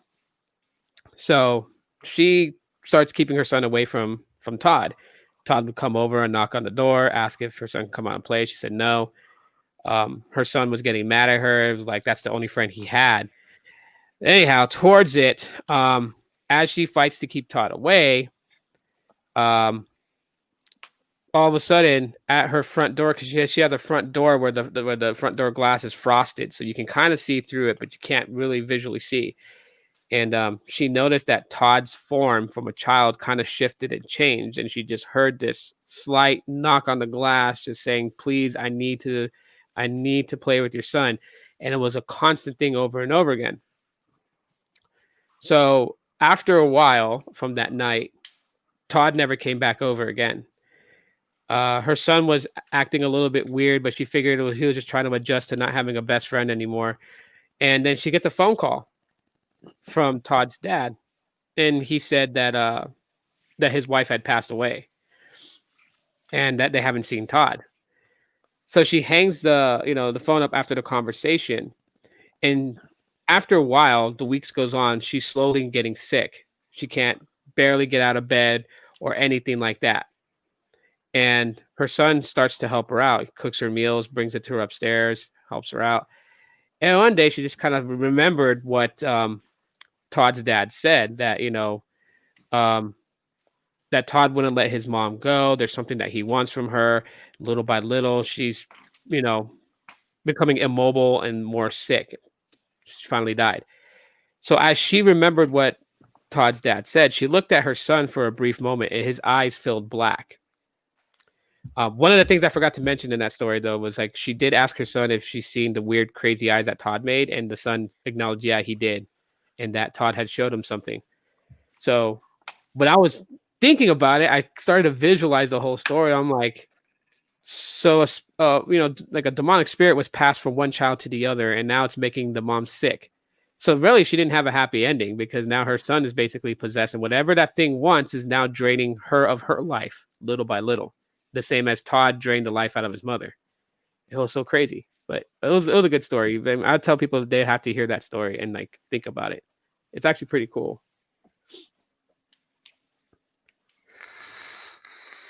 See, Gene says hashtag going camping. I'll put it in this much if there it is. I'm sorry, Gene. I'm hiding under my bed now. What did you say?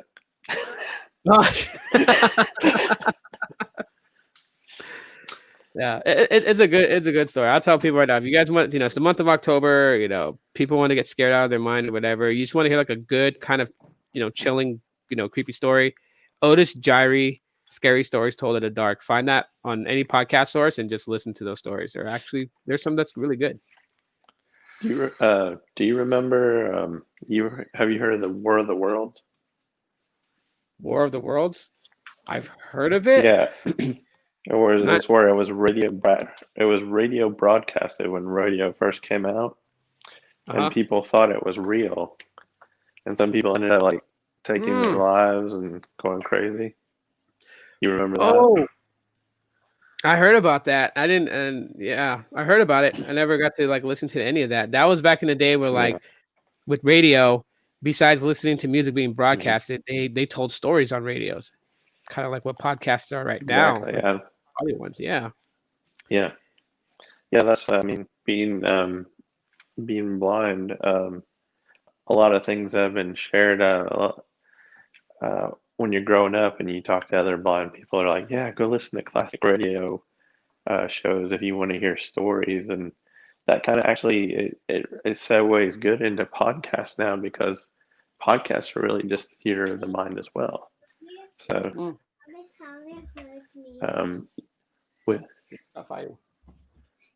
Sorry about that. My kid's just barging here. All right, both of you guys stop already. Oh no, you're fine. I totally understand. Hang on. I said stop fighting. No, I don't want. No. He's in the bathroom. He's always hiding in the bathroom. You guys play nice. That's your first warning. Second warning is separation. Yeah, I mean, with podcasts, you can say you're somewhere because you're just audio only usually. Yeah. And have all these ambient sounds, and people are like, "Oh wow, he's really in Paris." And then at the end, you kind of throw him for a loop, like, "I'm sitting in my living room in the middle of North Carolina." Wasn't that a great trip? That would have been. Mess with people's mind. Yeah, just mess with people's mind. That's theater of the mind. I love that stuff. That's what they used to do in like the old radio. Kathy says that she loved CBS Mystery Theater when she was young. Oh yeah, yep, I remember that stuff. You know what show used to scare me when I was young? That was on TV, and like it wasn't even the show itself; it was just the opening intro to the show. The Hitchhiker. Do you guys remember that? Oh yeah. It had that I'm weird. Not gonna lie. Like Tales from the Crypt did that for me. Yeah. Tales from the Crypt. My older sister she'd call me she called me a pansy really quick because she loved watching that stuff. When I was young, I was scared, so I'd run to my room. Oh yeah. But there was like my Go ahead. No, go ahead. You're fine. Sorry, I didn't hear you were clipping that, and then you're fine. Go ahead. Oh no! I was just saying that those shows like really creeped me out. So I could not watch them. Like I didn't have the willpower to. Mm-hmm. Yeah, see, my dad was mean. He would make me like. You ever heard of like Creep Show 2, The Evil Dead, Yeah, I've heard of. and all that kind of stuff? Yeah, my dad used to make us watch that, and oh man, I mean, I look at him now and I'm like for instance, the Leprechaun. I watch that now, and like, why was I even scared of that? That's so stupid. Well, I mean, when you're young, I mean, one of the things I think my dad did, he wanted me to face my fear about things, right? Because like I got told the story about being scared on the horror train and all this other stuff. Hold on, excuse me 1 second. Yes. Yeah, of course. Go ahead, close the door though behind you.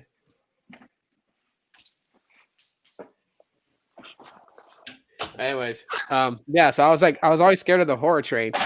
So we were in the Philippines. My dad was stationed on Clark Air Base, and one day he comes home from work and he's like, "Hey guys, great news." He's like, "I got us tickets to the Bale ride." I'm like, "What? What the heck is that?"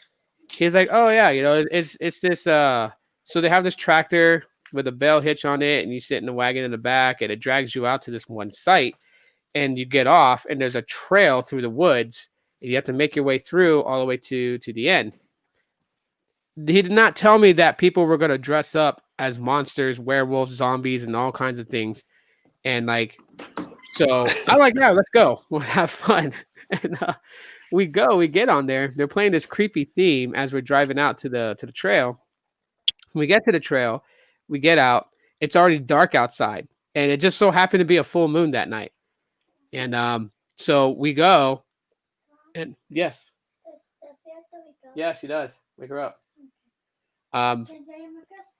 Yes, he can. No, I'm not.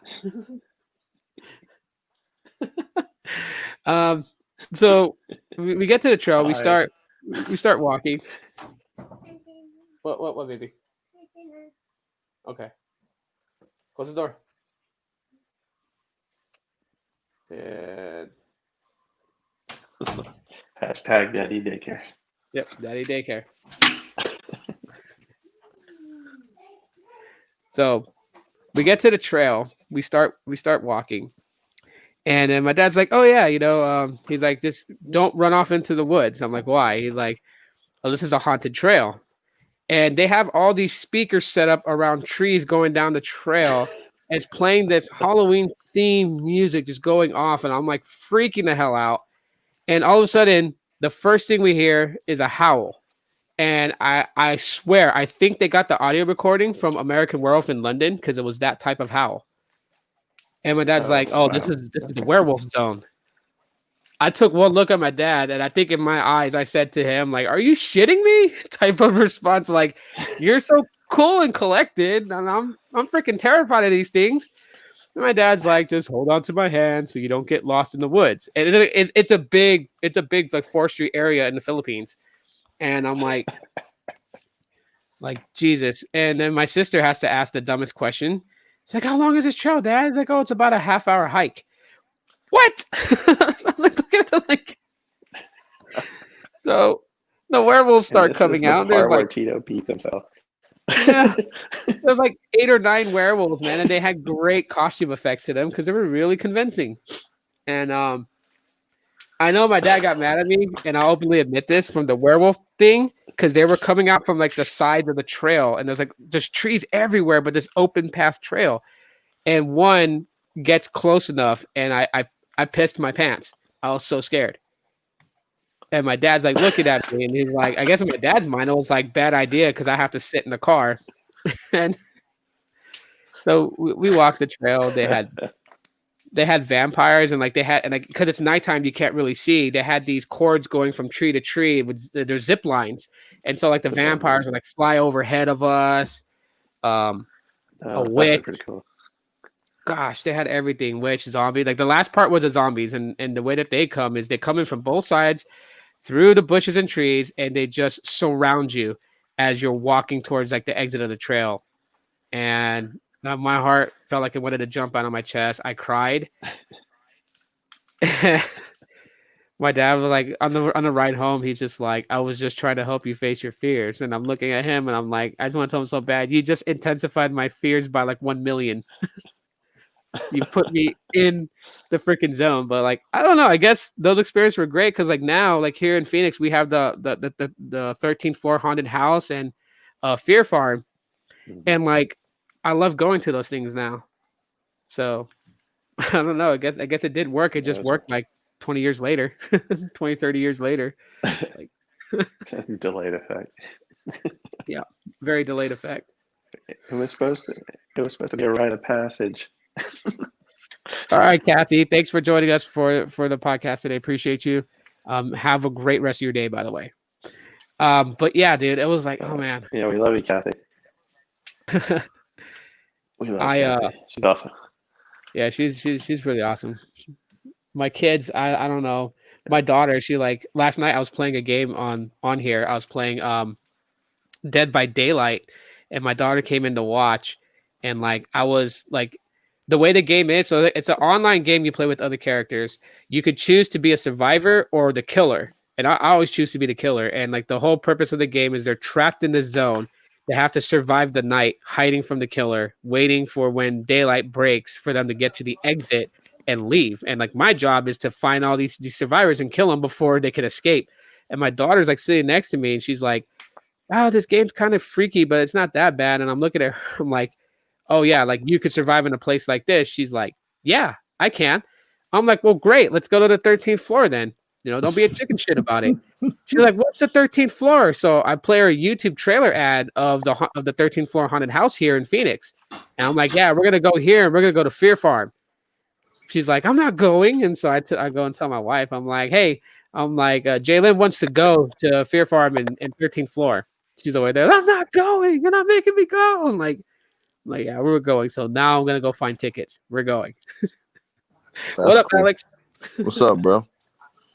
Over here in Philly, they got the prison that's supposedly haunted. That prison was built, the haunted prison. It was built like in 19 something.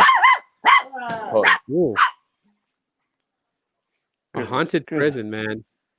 So I'd take the tour. I would totally take the tour. I think, what was it? Well, there's a prison in New Mexico that's supposed to be one of the most haunted prisons ever because of like what happened in it. Like they had to rebuild that penitentiary, like not far away from the original, but they had to rebuild one. They say that place is extremely haunted because of the riot that happened in that prison and how many people were killed. I always tell people I would go in there. I would go in there at night.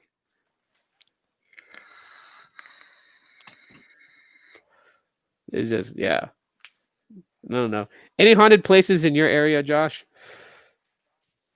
I don't think so. I don't think. I know there used to be, but it never really attracted people because it was so lame. I don't know if there's any really. But I mean, there's a lot of.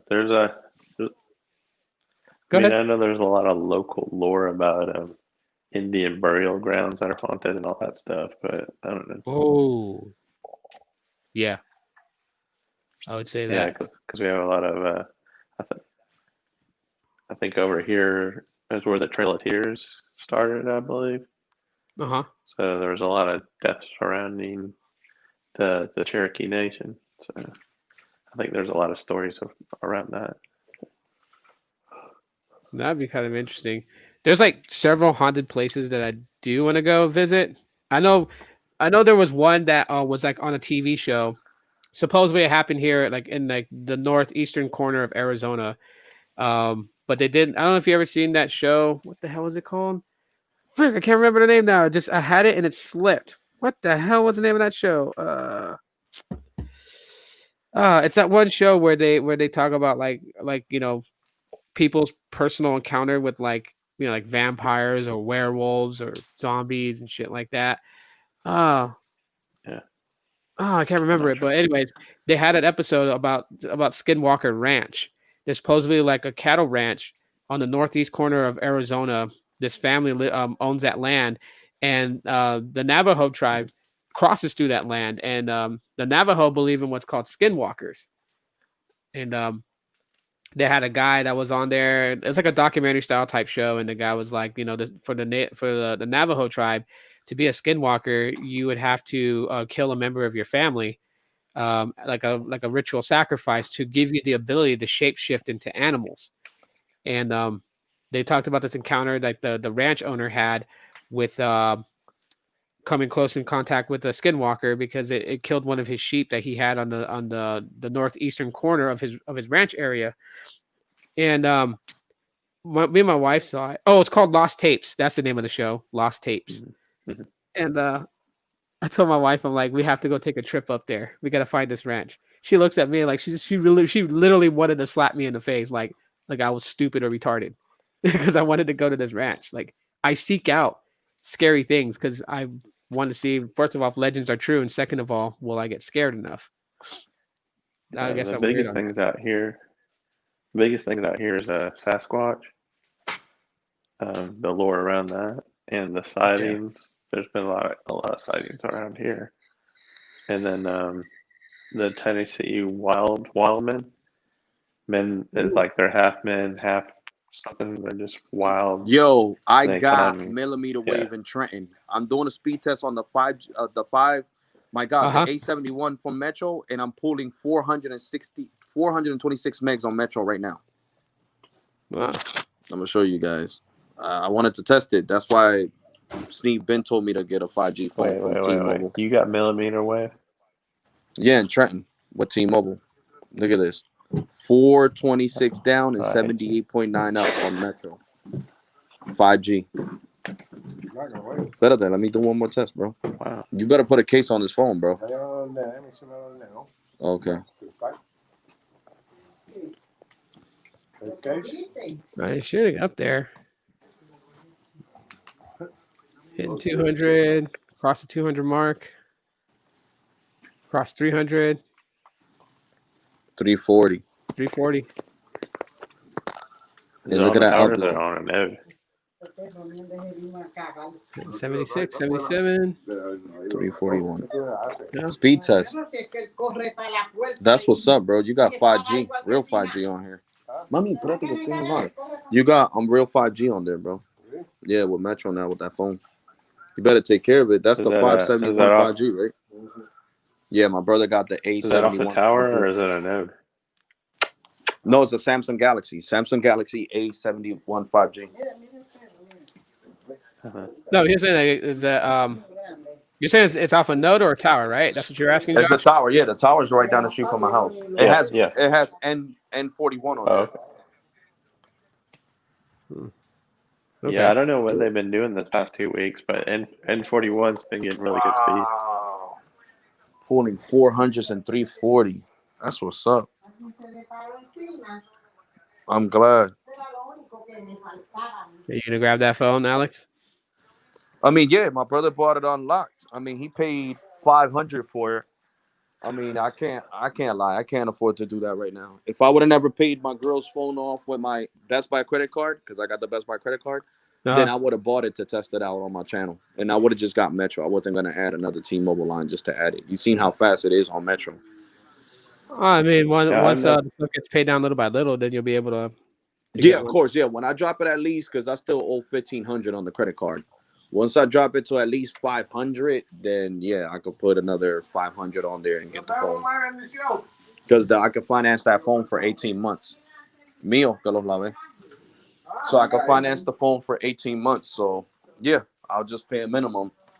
So I might do that, but I want to pay down that card. I swear, man, I wish I would have got over to the office of the president sooner, and I would have never had to pay that $500 for that phone. I paid actually $569 so they could, fully pay off my girl's 10R. And I would have never paid that. I would have went today to go get that phone and would have got a Metro line. Dang. When you buy through Best Buy, is it unlocked? Yeah. All the phones are unlocked from Best Buy. Unless you pick. Okay. It says unlocked or carrier, and then it tells you what carriers the phone belongs to or what carriers carry the phone. But no, I get my phones unlocked. Yeah, I can imagine, bro. That's T-Mobile. Yeah, imagine with AT&T if I would have had a 5G phone right now, bro. When AT&T already has millimeter wave here in Trenton, I would have been pulling like 1,000 right now at my house. Aren't you gonna get an iPhone 12 unlock though? Yeah, 12 Pro, because the 12 Pro is the one Yeah. that has the millimeter wave. Well, the Max. If Yeah. the regular 12 Pro, the 6.1 inch doesn't have it, then I'm gonna get the 12 Pro Yeah. Max. But I'm gonna get that Okay. on the Apple credit card. I called them yesterday and they gave me another credit limit increase, so now I'm at 3Gs. All right. Oh, There you go. Mm-hmm. That So- might cost 3G. Nah, no phone. Hell, I would never pay 3,000 for no phone. That's a car. do y'all remember the Pebble 1,500 watches? is a car. Yeah. Oh, you got What one, about Tito? Apple Watch? How many millimeters is that one, bro? This one is Is it a 40 or 44? it's a 40. It's the Pebble too, bro. This is an old watch. Yeah. Yeah, it still works. No, they're still nice though, bro. They're still nice. I've had this for a long time. I brought out all of my Pebbles that I've had, and I'm charging them up right now just to have them. But like, yeah, they're still functional with that company Rebel IO. That's like basically housing the servers for like all the stuff you can use on them. Yeah. I thought I'd bring it back out because it's. Don't get me wrong, my Moto 360 is nice, touchscreen watch is nice, but that at the end of the day, it only lasts a day, and I need my Yeah. watch to last like 7 days. So I just decided to throw it back on and have it track my fitness and everything, bro. Yeah, that's, That's one what's thing up. I don't like That's about. what's up. So that's one kind of thing like I the don't like about Fitbit then, Apple bro, Watch. right? Wait, what? It's kind of like in the Fitbit. Yeah. I have a link to my Google Fit, and it just tracks all my stuff. What were you saying, Josh? What you don't like about Apple Watches? Their battery. Oh yeah. Oh, the battery's not So, sufficient. you're lucky you can make it through a day. Yeah. Yep. These things were cool, man. I mean, this was the back in the day when like smartwatches were just coming out. Like Pebble could have seized the day, but I don't know. They were just. I'm thinking about doing like another live, but just kind of like talking about the Pebble, their rise and their downfall, their stupid mistakes. Because just imagine if they didn't have to sell off, Oh, yeah. like what they would have been today. That'd have been crazy. I think you should make a video on that, bro. Yeah. That would be a great video. You know what else I would say Or in live there is what happened to Wear OS? Yeah, Wear OS, man. Oh my God, don't get me started on that thing. Wear OS is terrible at this point. Like Google needs to fix it. If they would, yeah, if they would have invested in it, we'd actually have a competitor to the Apple Watch. That'd be great. Mm-hmm. I mean, who knows? Maybe they will. I mean, the elusive, mysterious Pixel Watch still has yet to have been actually like talked about by Google, but all the signs are pointing to them doing something because I mean they acquired Fitbit. So Yeah. what the hell they're and going to they're acquire bringing a the- company like that for? So Tito, you like scary things, right? Oh yeah. Bro, so all right, it's my bad. It's that my brother came in and he showed me the phone and I just fell in love with it, the 871. No, it's all good. And I wanted to do a speed test. You know how I am. I wanted to see. Because Steve did tell me there was N71 and I should be getting good speeds. And look at those speeds, bro. At this time, peak time. Those are awesome speeds.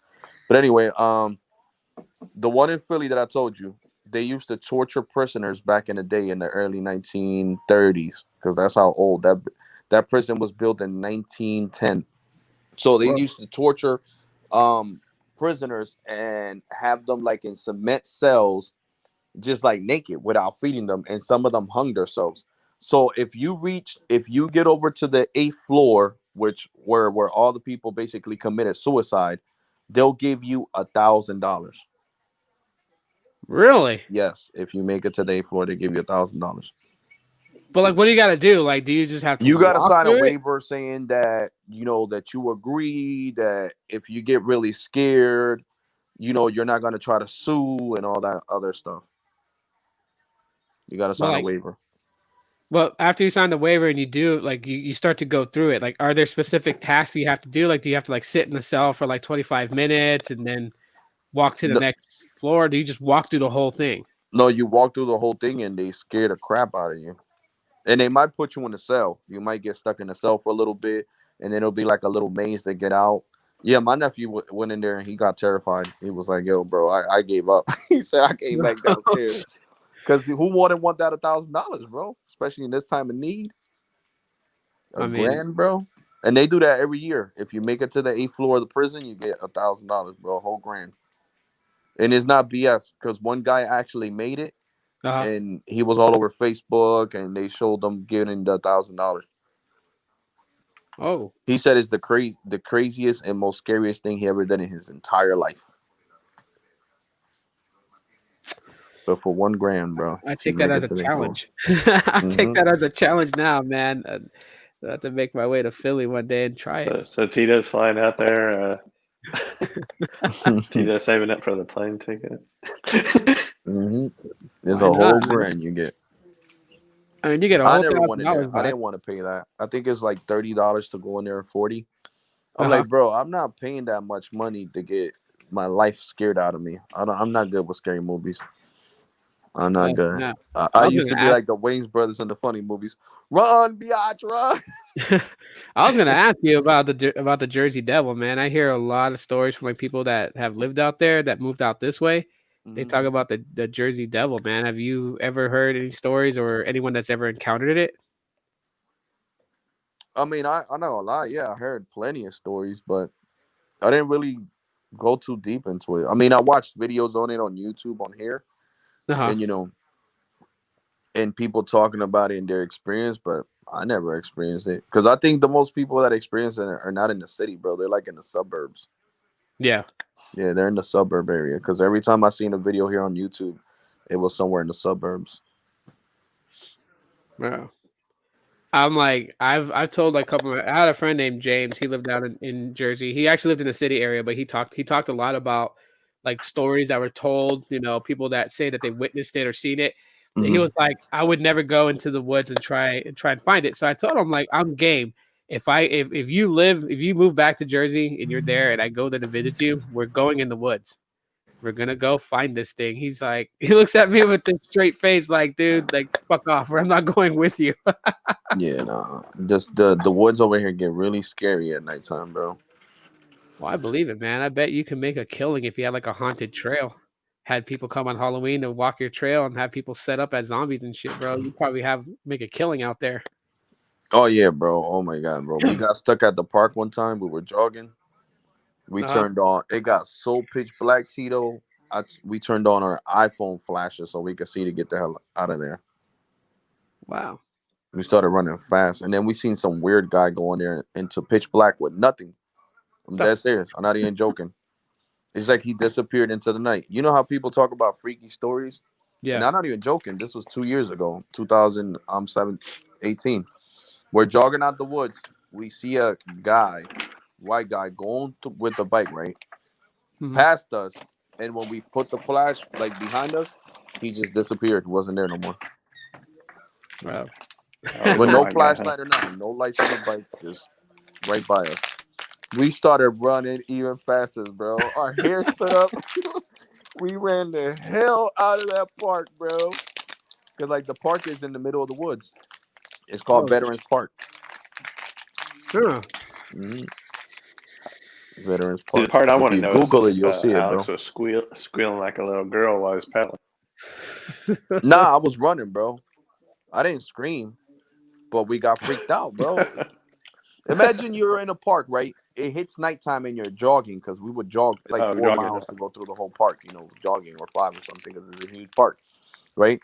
Yeah. And imagine you see somebody from the pitch black, you with your flash on your phone, you see them like driving slowly by you, and then when you turn around and you put the flash, the person is not there no more or the bike. That's How are crazy. you not gonna get freaked out? Yeah.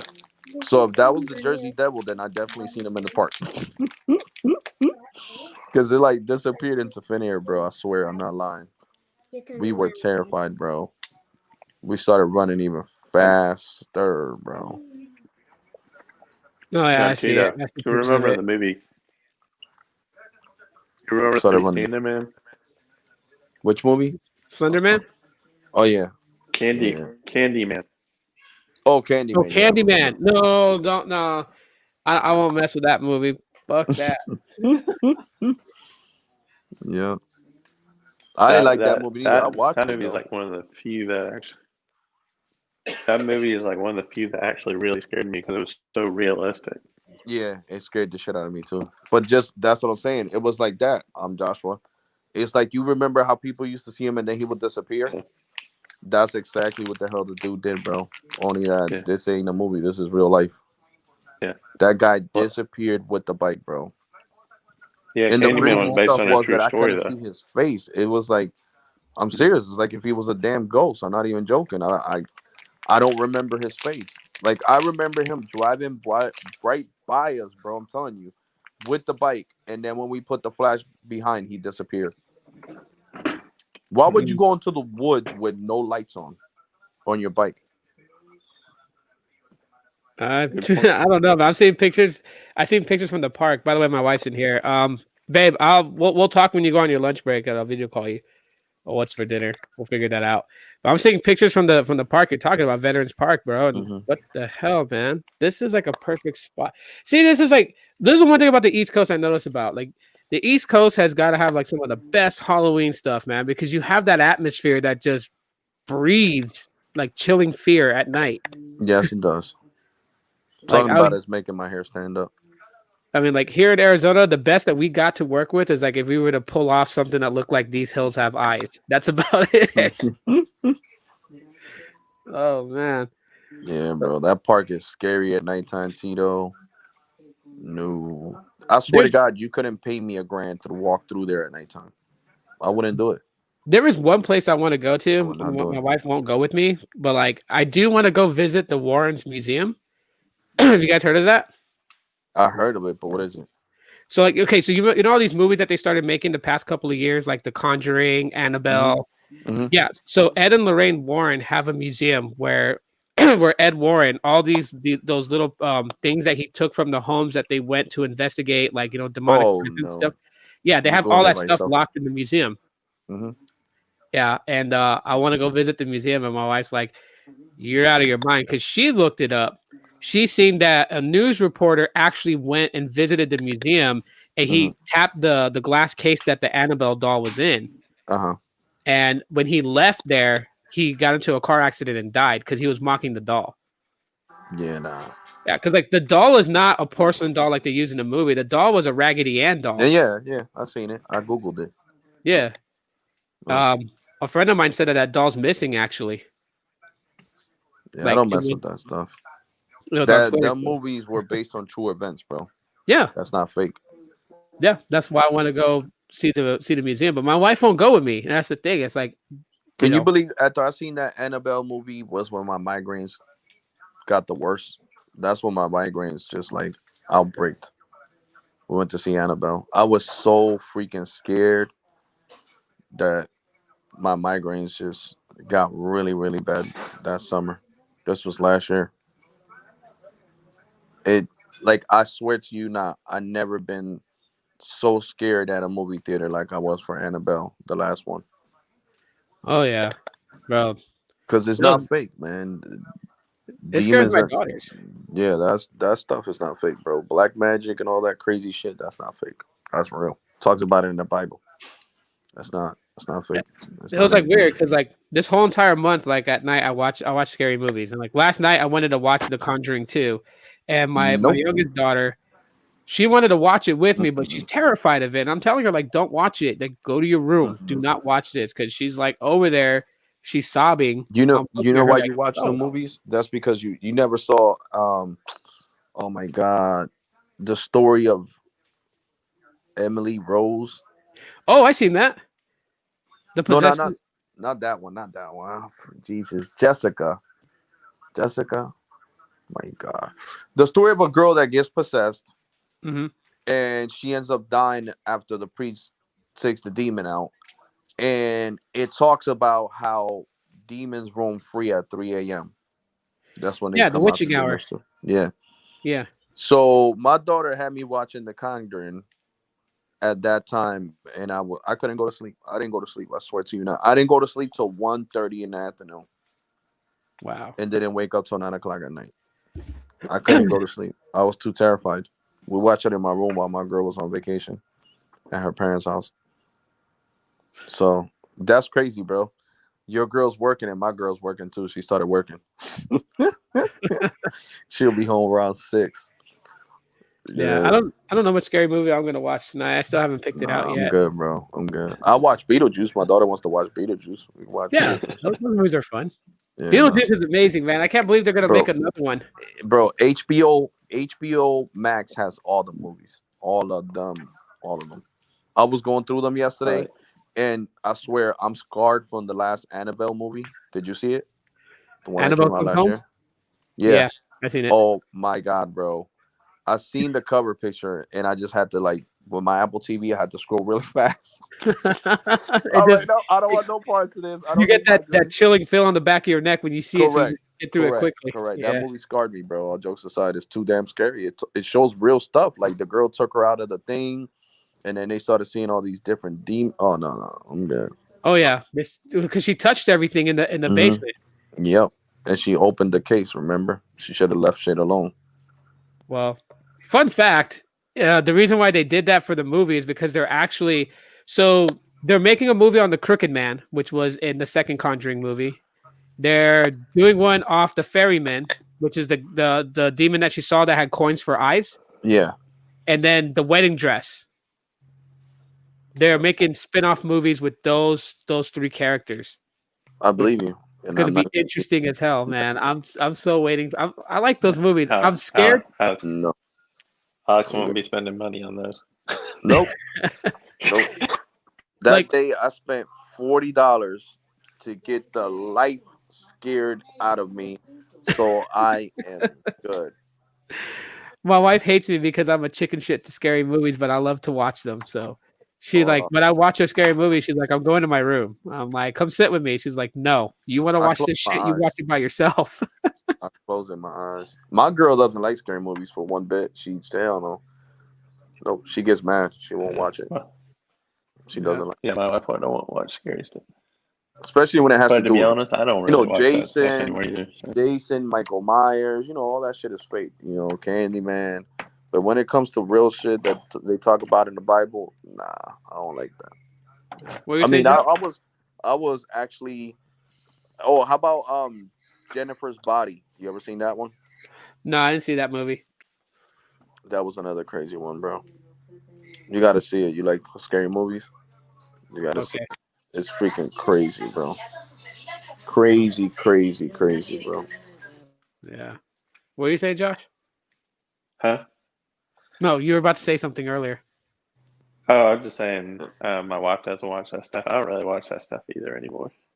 Bro, it's just too scary, bro. It is Well, too. They make it seem too realistic. Like the guy, well, the demon that he's talking about with the coin eyes, they looked at so realistic. It like scarred me. Then I'm over here turning on the flash when I go everywhere in the house, and the house is dark. Both well, iPhones. I guess I have a different perspective because I've actually witnessed people that have truly been demonically possessed and been released of it. And if you see it in real life, then like all this movie stuff don't bother you. So, No, I seen it in real and it life, helps bro. you pray more too. Here's Yeah. here's my question to you, Josh, because you've seen it. So like all this stuff that these movies Yeah. portray, like one, having to find out what the demon's name is in order to cast it out, and then two, what the person being possessed, what they go through, the rules by it and everything, how it happens. Are they somewhat near correct with how they're portraying it in movies, or is that all a farce? Well, here's the thing. They like to talk about themselves, so you don't have to ask their name. Correct. And I mean, think of who their boss is. The devil. He's in the business of PR. He likes to glorify himself because he's not God. Mhm. So I mean, all the people that all the all the fallen angels that follow him are going to be the same way. There's nothing original over there. But I think the scariest thing I've seen though from that is that it actually, if you're truly possessed, because you can be demonically influenced and not be possessed. There's a distinction there. If you're influenced, then they just torture you. But if you're possessed, that means you let them in. Does that make sense? Yeah, I'm So if following. you're possessed, then your body will contort in weird ways that you've never seen a person bend Yep. before, or they make faces you've never seen before.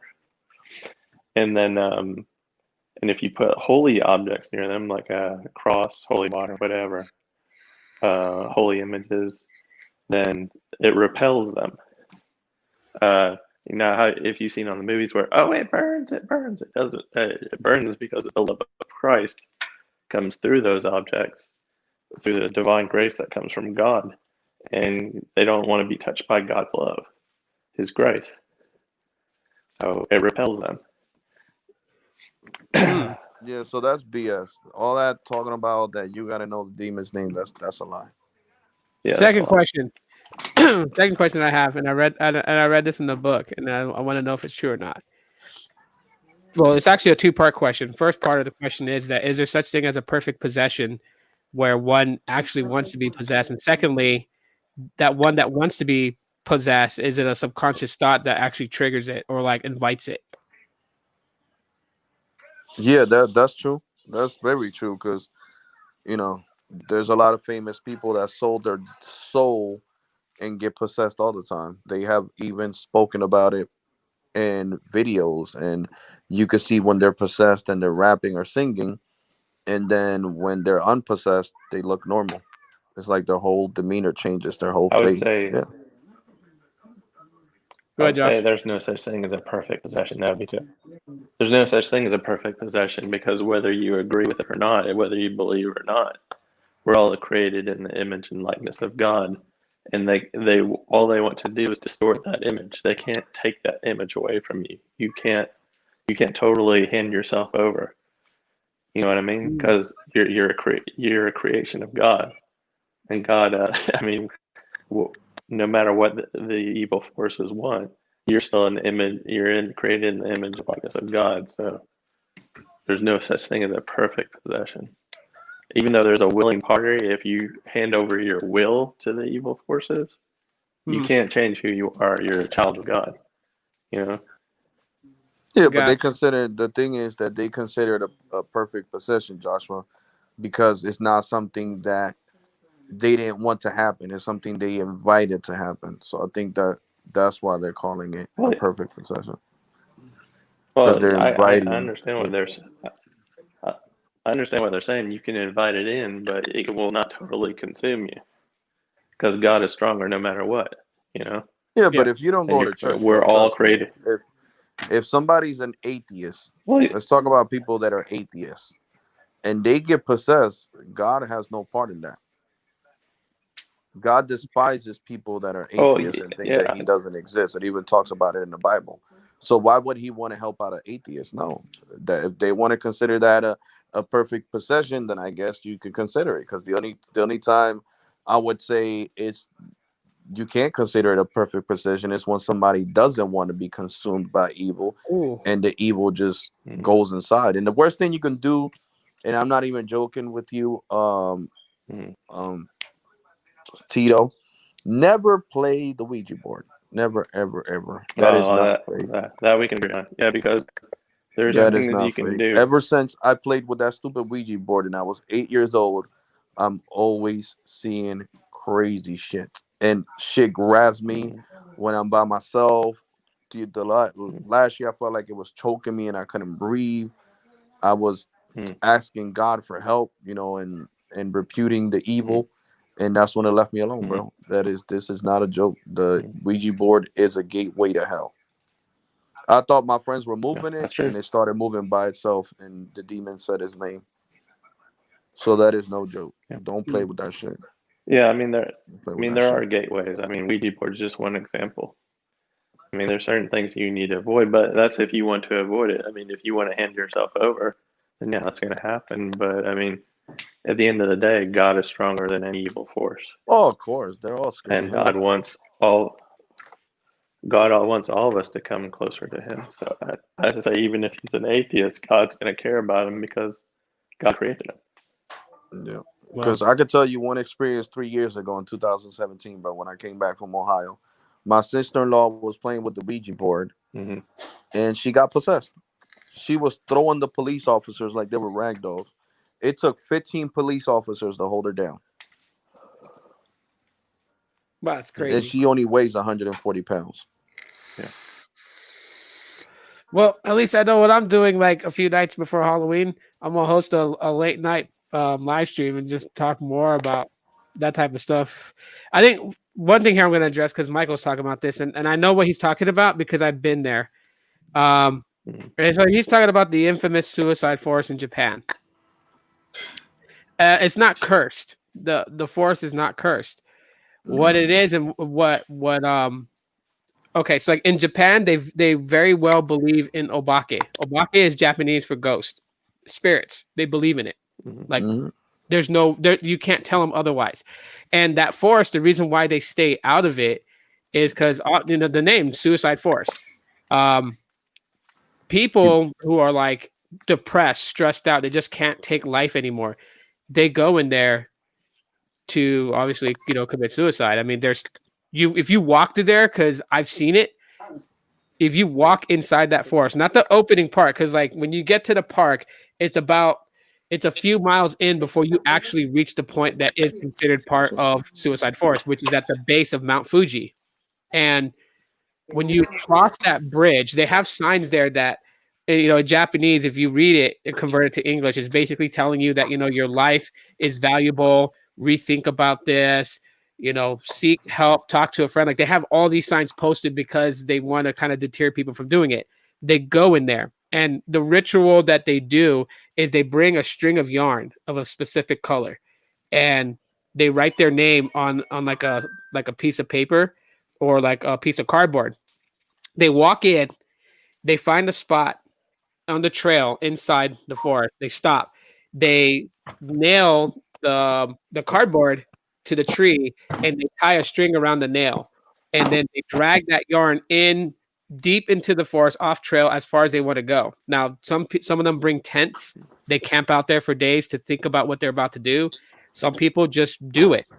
The reason why they do this is because when family comes to look for them to collect the body for burial, they know how to find them.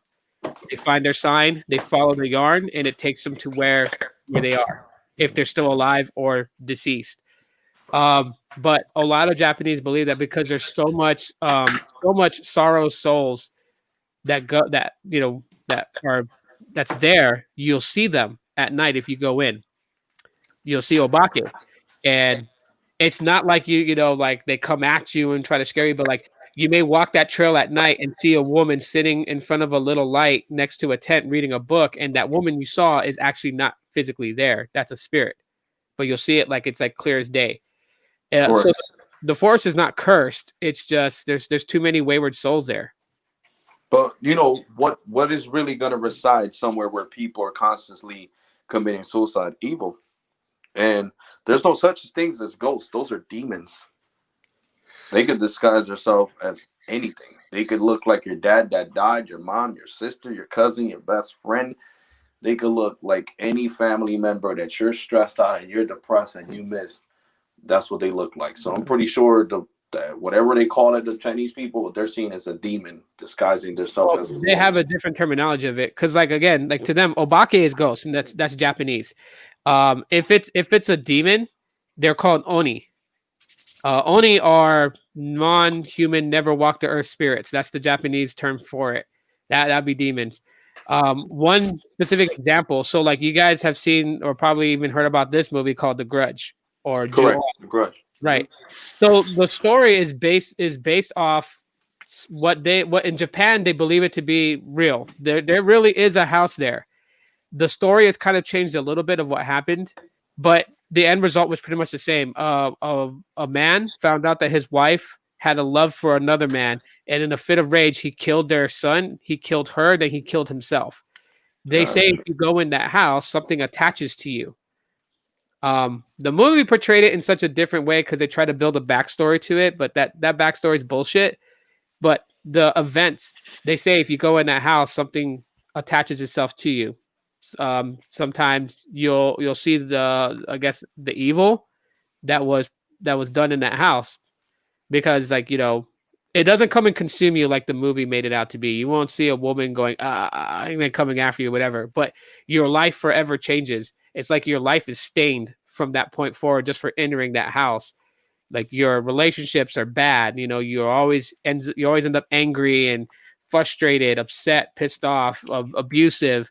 Like the Japanese believe that because of what the dad did, that when you enter that house, which no one lives in it till today, but like something attaches itself to you and you bring that rage with you when you leave the house. It's a crazy story. Gotcha. I'm not brave enough to go in that house. I don't want to take a chance. Me That's neither. something I won't. That's something I won't fuck with. But that's At what I'm all. saying. The people, this is where people don't know how to distinguish things, bro. That's what I was trying to explain. Like, I understand they could call them ghosts. Ghosts don't exist. It's demons portraying the person that they swore they saw. They're confusing the word ghost with demon because ghosts don't exist, bro. When you die, you're either going to hell or heaven. You're not limboing. So that's what I'm saying. There's no such as things as ghosts. Ghosts do not exist. That's a made up story. They're really demons that roam the earth. They're not ghosts. They're fallen angels. So they could disguise themselves as anybody. Trust me, bro.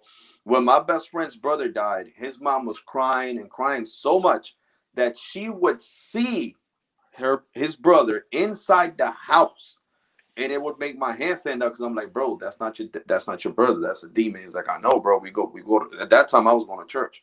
He was like, I'm trying to get my mom to go to church. When the pastor came and prayed for the house, the doors started slamming, the basement's door started slamming, the dishes started going crazy. So there's no such thing. That was a demon that was portraying her son that died. There's no such thing as ghosts, man. We don't sit in limbo. It says it clearly in the Bible. Either you heaven or you go to hell. There's no limbo. The only ones that are allowed to come from hell and pester us and bother us is the demons. So people need to stop thinking those are not ghosts. Those are demons. People don't sit in limbo waiting for God. No, you either repent and you go to heaven or you go to hell. That's the only two options. There's no in between. And that's the problem with people nowadays. They think they call them ghosts because everybody since the beginning of time it's been saying ghosts, ghosts, ghosts. No, it's always been demons. Ghosts do not exist. Yeah. If not, what's said Well, in the Bible? again, I mean, there's different religions, right? So, like like in Asia, they so Buddha is not to them. Buddha is not God. I think that's one of the things that people got to understand. Buddha is not God. Buddha is a being of enlightenment. They believe in God. It sort of depends which strain of Buddhism you're talking about. Some do think he is. Some think he's just a great messenger. Yeah. Yeah.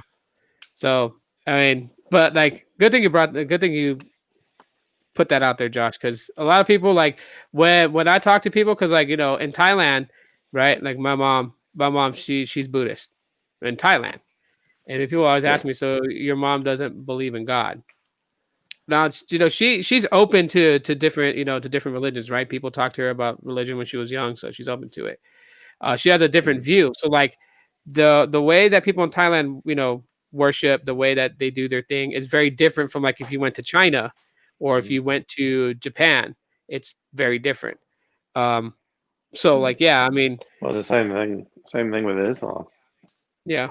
Islam has like 4 different schools of thought, and like the 2 predominant forms of Islam are Sunni and Shiite. But even within those, there's like different sets of beliefs and doctrines. Yeah. So I mean, it gets complicated, but there are. I mean, to Alex's point, there are some overarching themes. Like me and Alex, I imagine both of us would call ourselves Christian, but I would probably look at things differently than he does because I follow Orthodox Christianity versus I don't know what form of Christianity he follows. I mean, we might look at things differently, but there's still overarching themes. Yeah. Yeah. Real quick, Michael's like they have the whole forest roped off. The whole forest is not roped off. It's not roped off. They have built like little wooden fences in certain areas, like certain trails of that forest. When you walk down it, there is a wooden fence. It's not really tall. You can step over it, but there is a wooden fence, and there is a sign that tells you that from this point forward is that specific area of the forest. Anywhere before that, it's not. But I mean, it looks creepy no matter what. So like, when you see YouTube videos where people say they've gone to like suicide forest or whatever, some of them are a hoax. Some of them have built these little fences to make it seem like they actually crossed the fence, but they didn't actually do it. The forest is so creepy all in itself that you can really make a video. I mean, look at what that one idiot it's not Jake Paul. Logan Paul. Logan Paul. The dumbass actually went in there. Like, I mean, they caught a body on film, and he got a bunch of crap for that. He's actually been one that's actually went in there. But there's like these other videos on YouTube where people are like, I'm going into suicide forest in Japan, and we're gonna see if this thing is real or whatever. And they don't really go. They don't really go, man. You could easily fake that just because of how far the trail goes in before you actually reach the point where that part of the forest begins. So he did that for publicity, bro. He only had, my daughter's been following him forever. He only had like, I think it was like close to 1 million subs before he did that.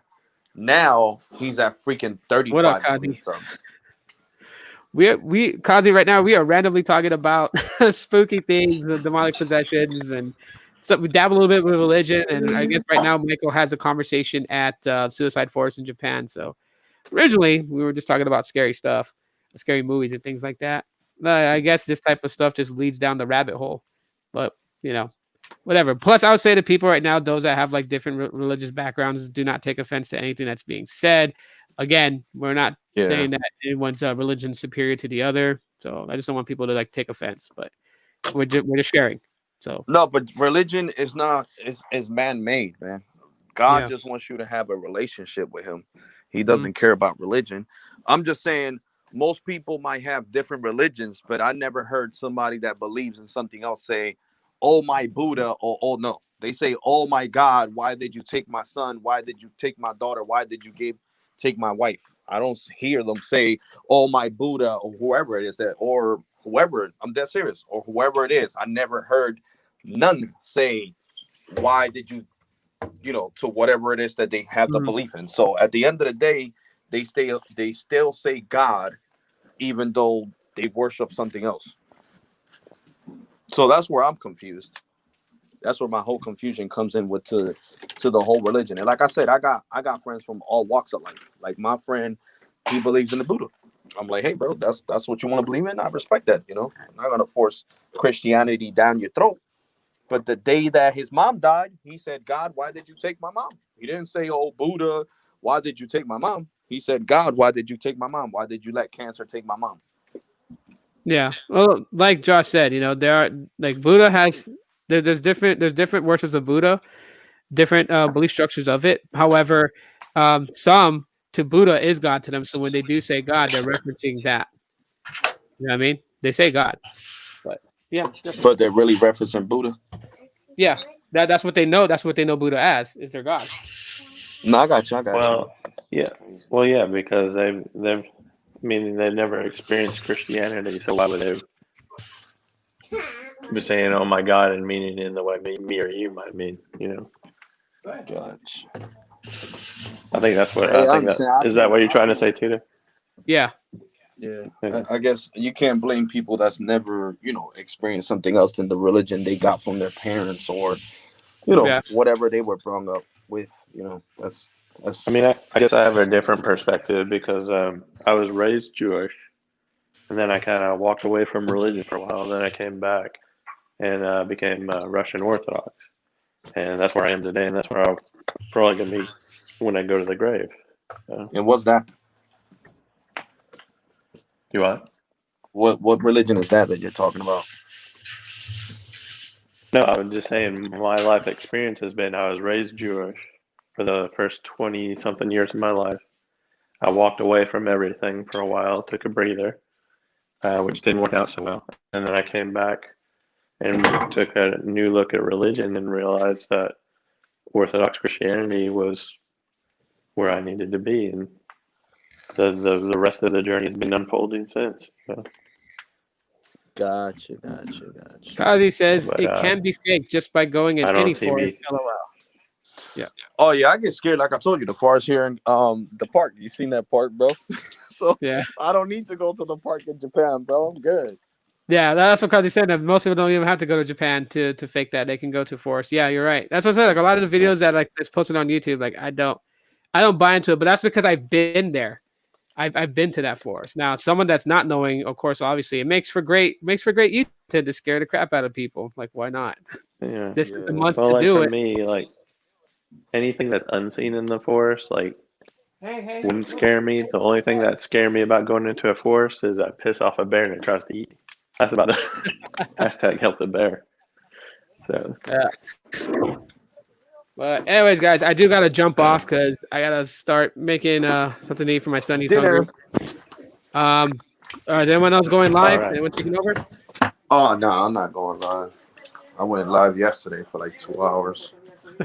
Thanks for the super chat, Henry. I really appreciate it, bro. All right. Well, I'll just leave it as it is. For everyone that came in, thank you guys for being here. Alex, Josh, Sneed, Caleb, thanks for coming in and talking. We did talk about the whole thing with like social media and stuff like that. Yeah. And yeah, so share this out with friends and family, people you know that may need to hear this so they can get some sort of insight. If it helps one person, then I'm glad that it's able to do that. But I will see you guys tomorrow with the Aloha Friday podcast. And till then, as always, aloha.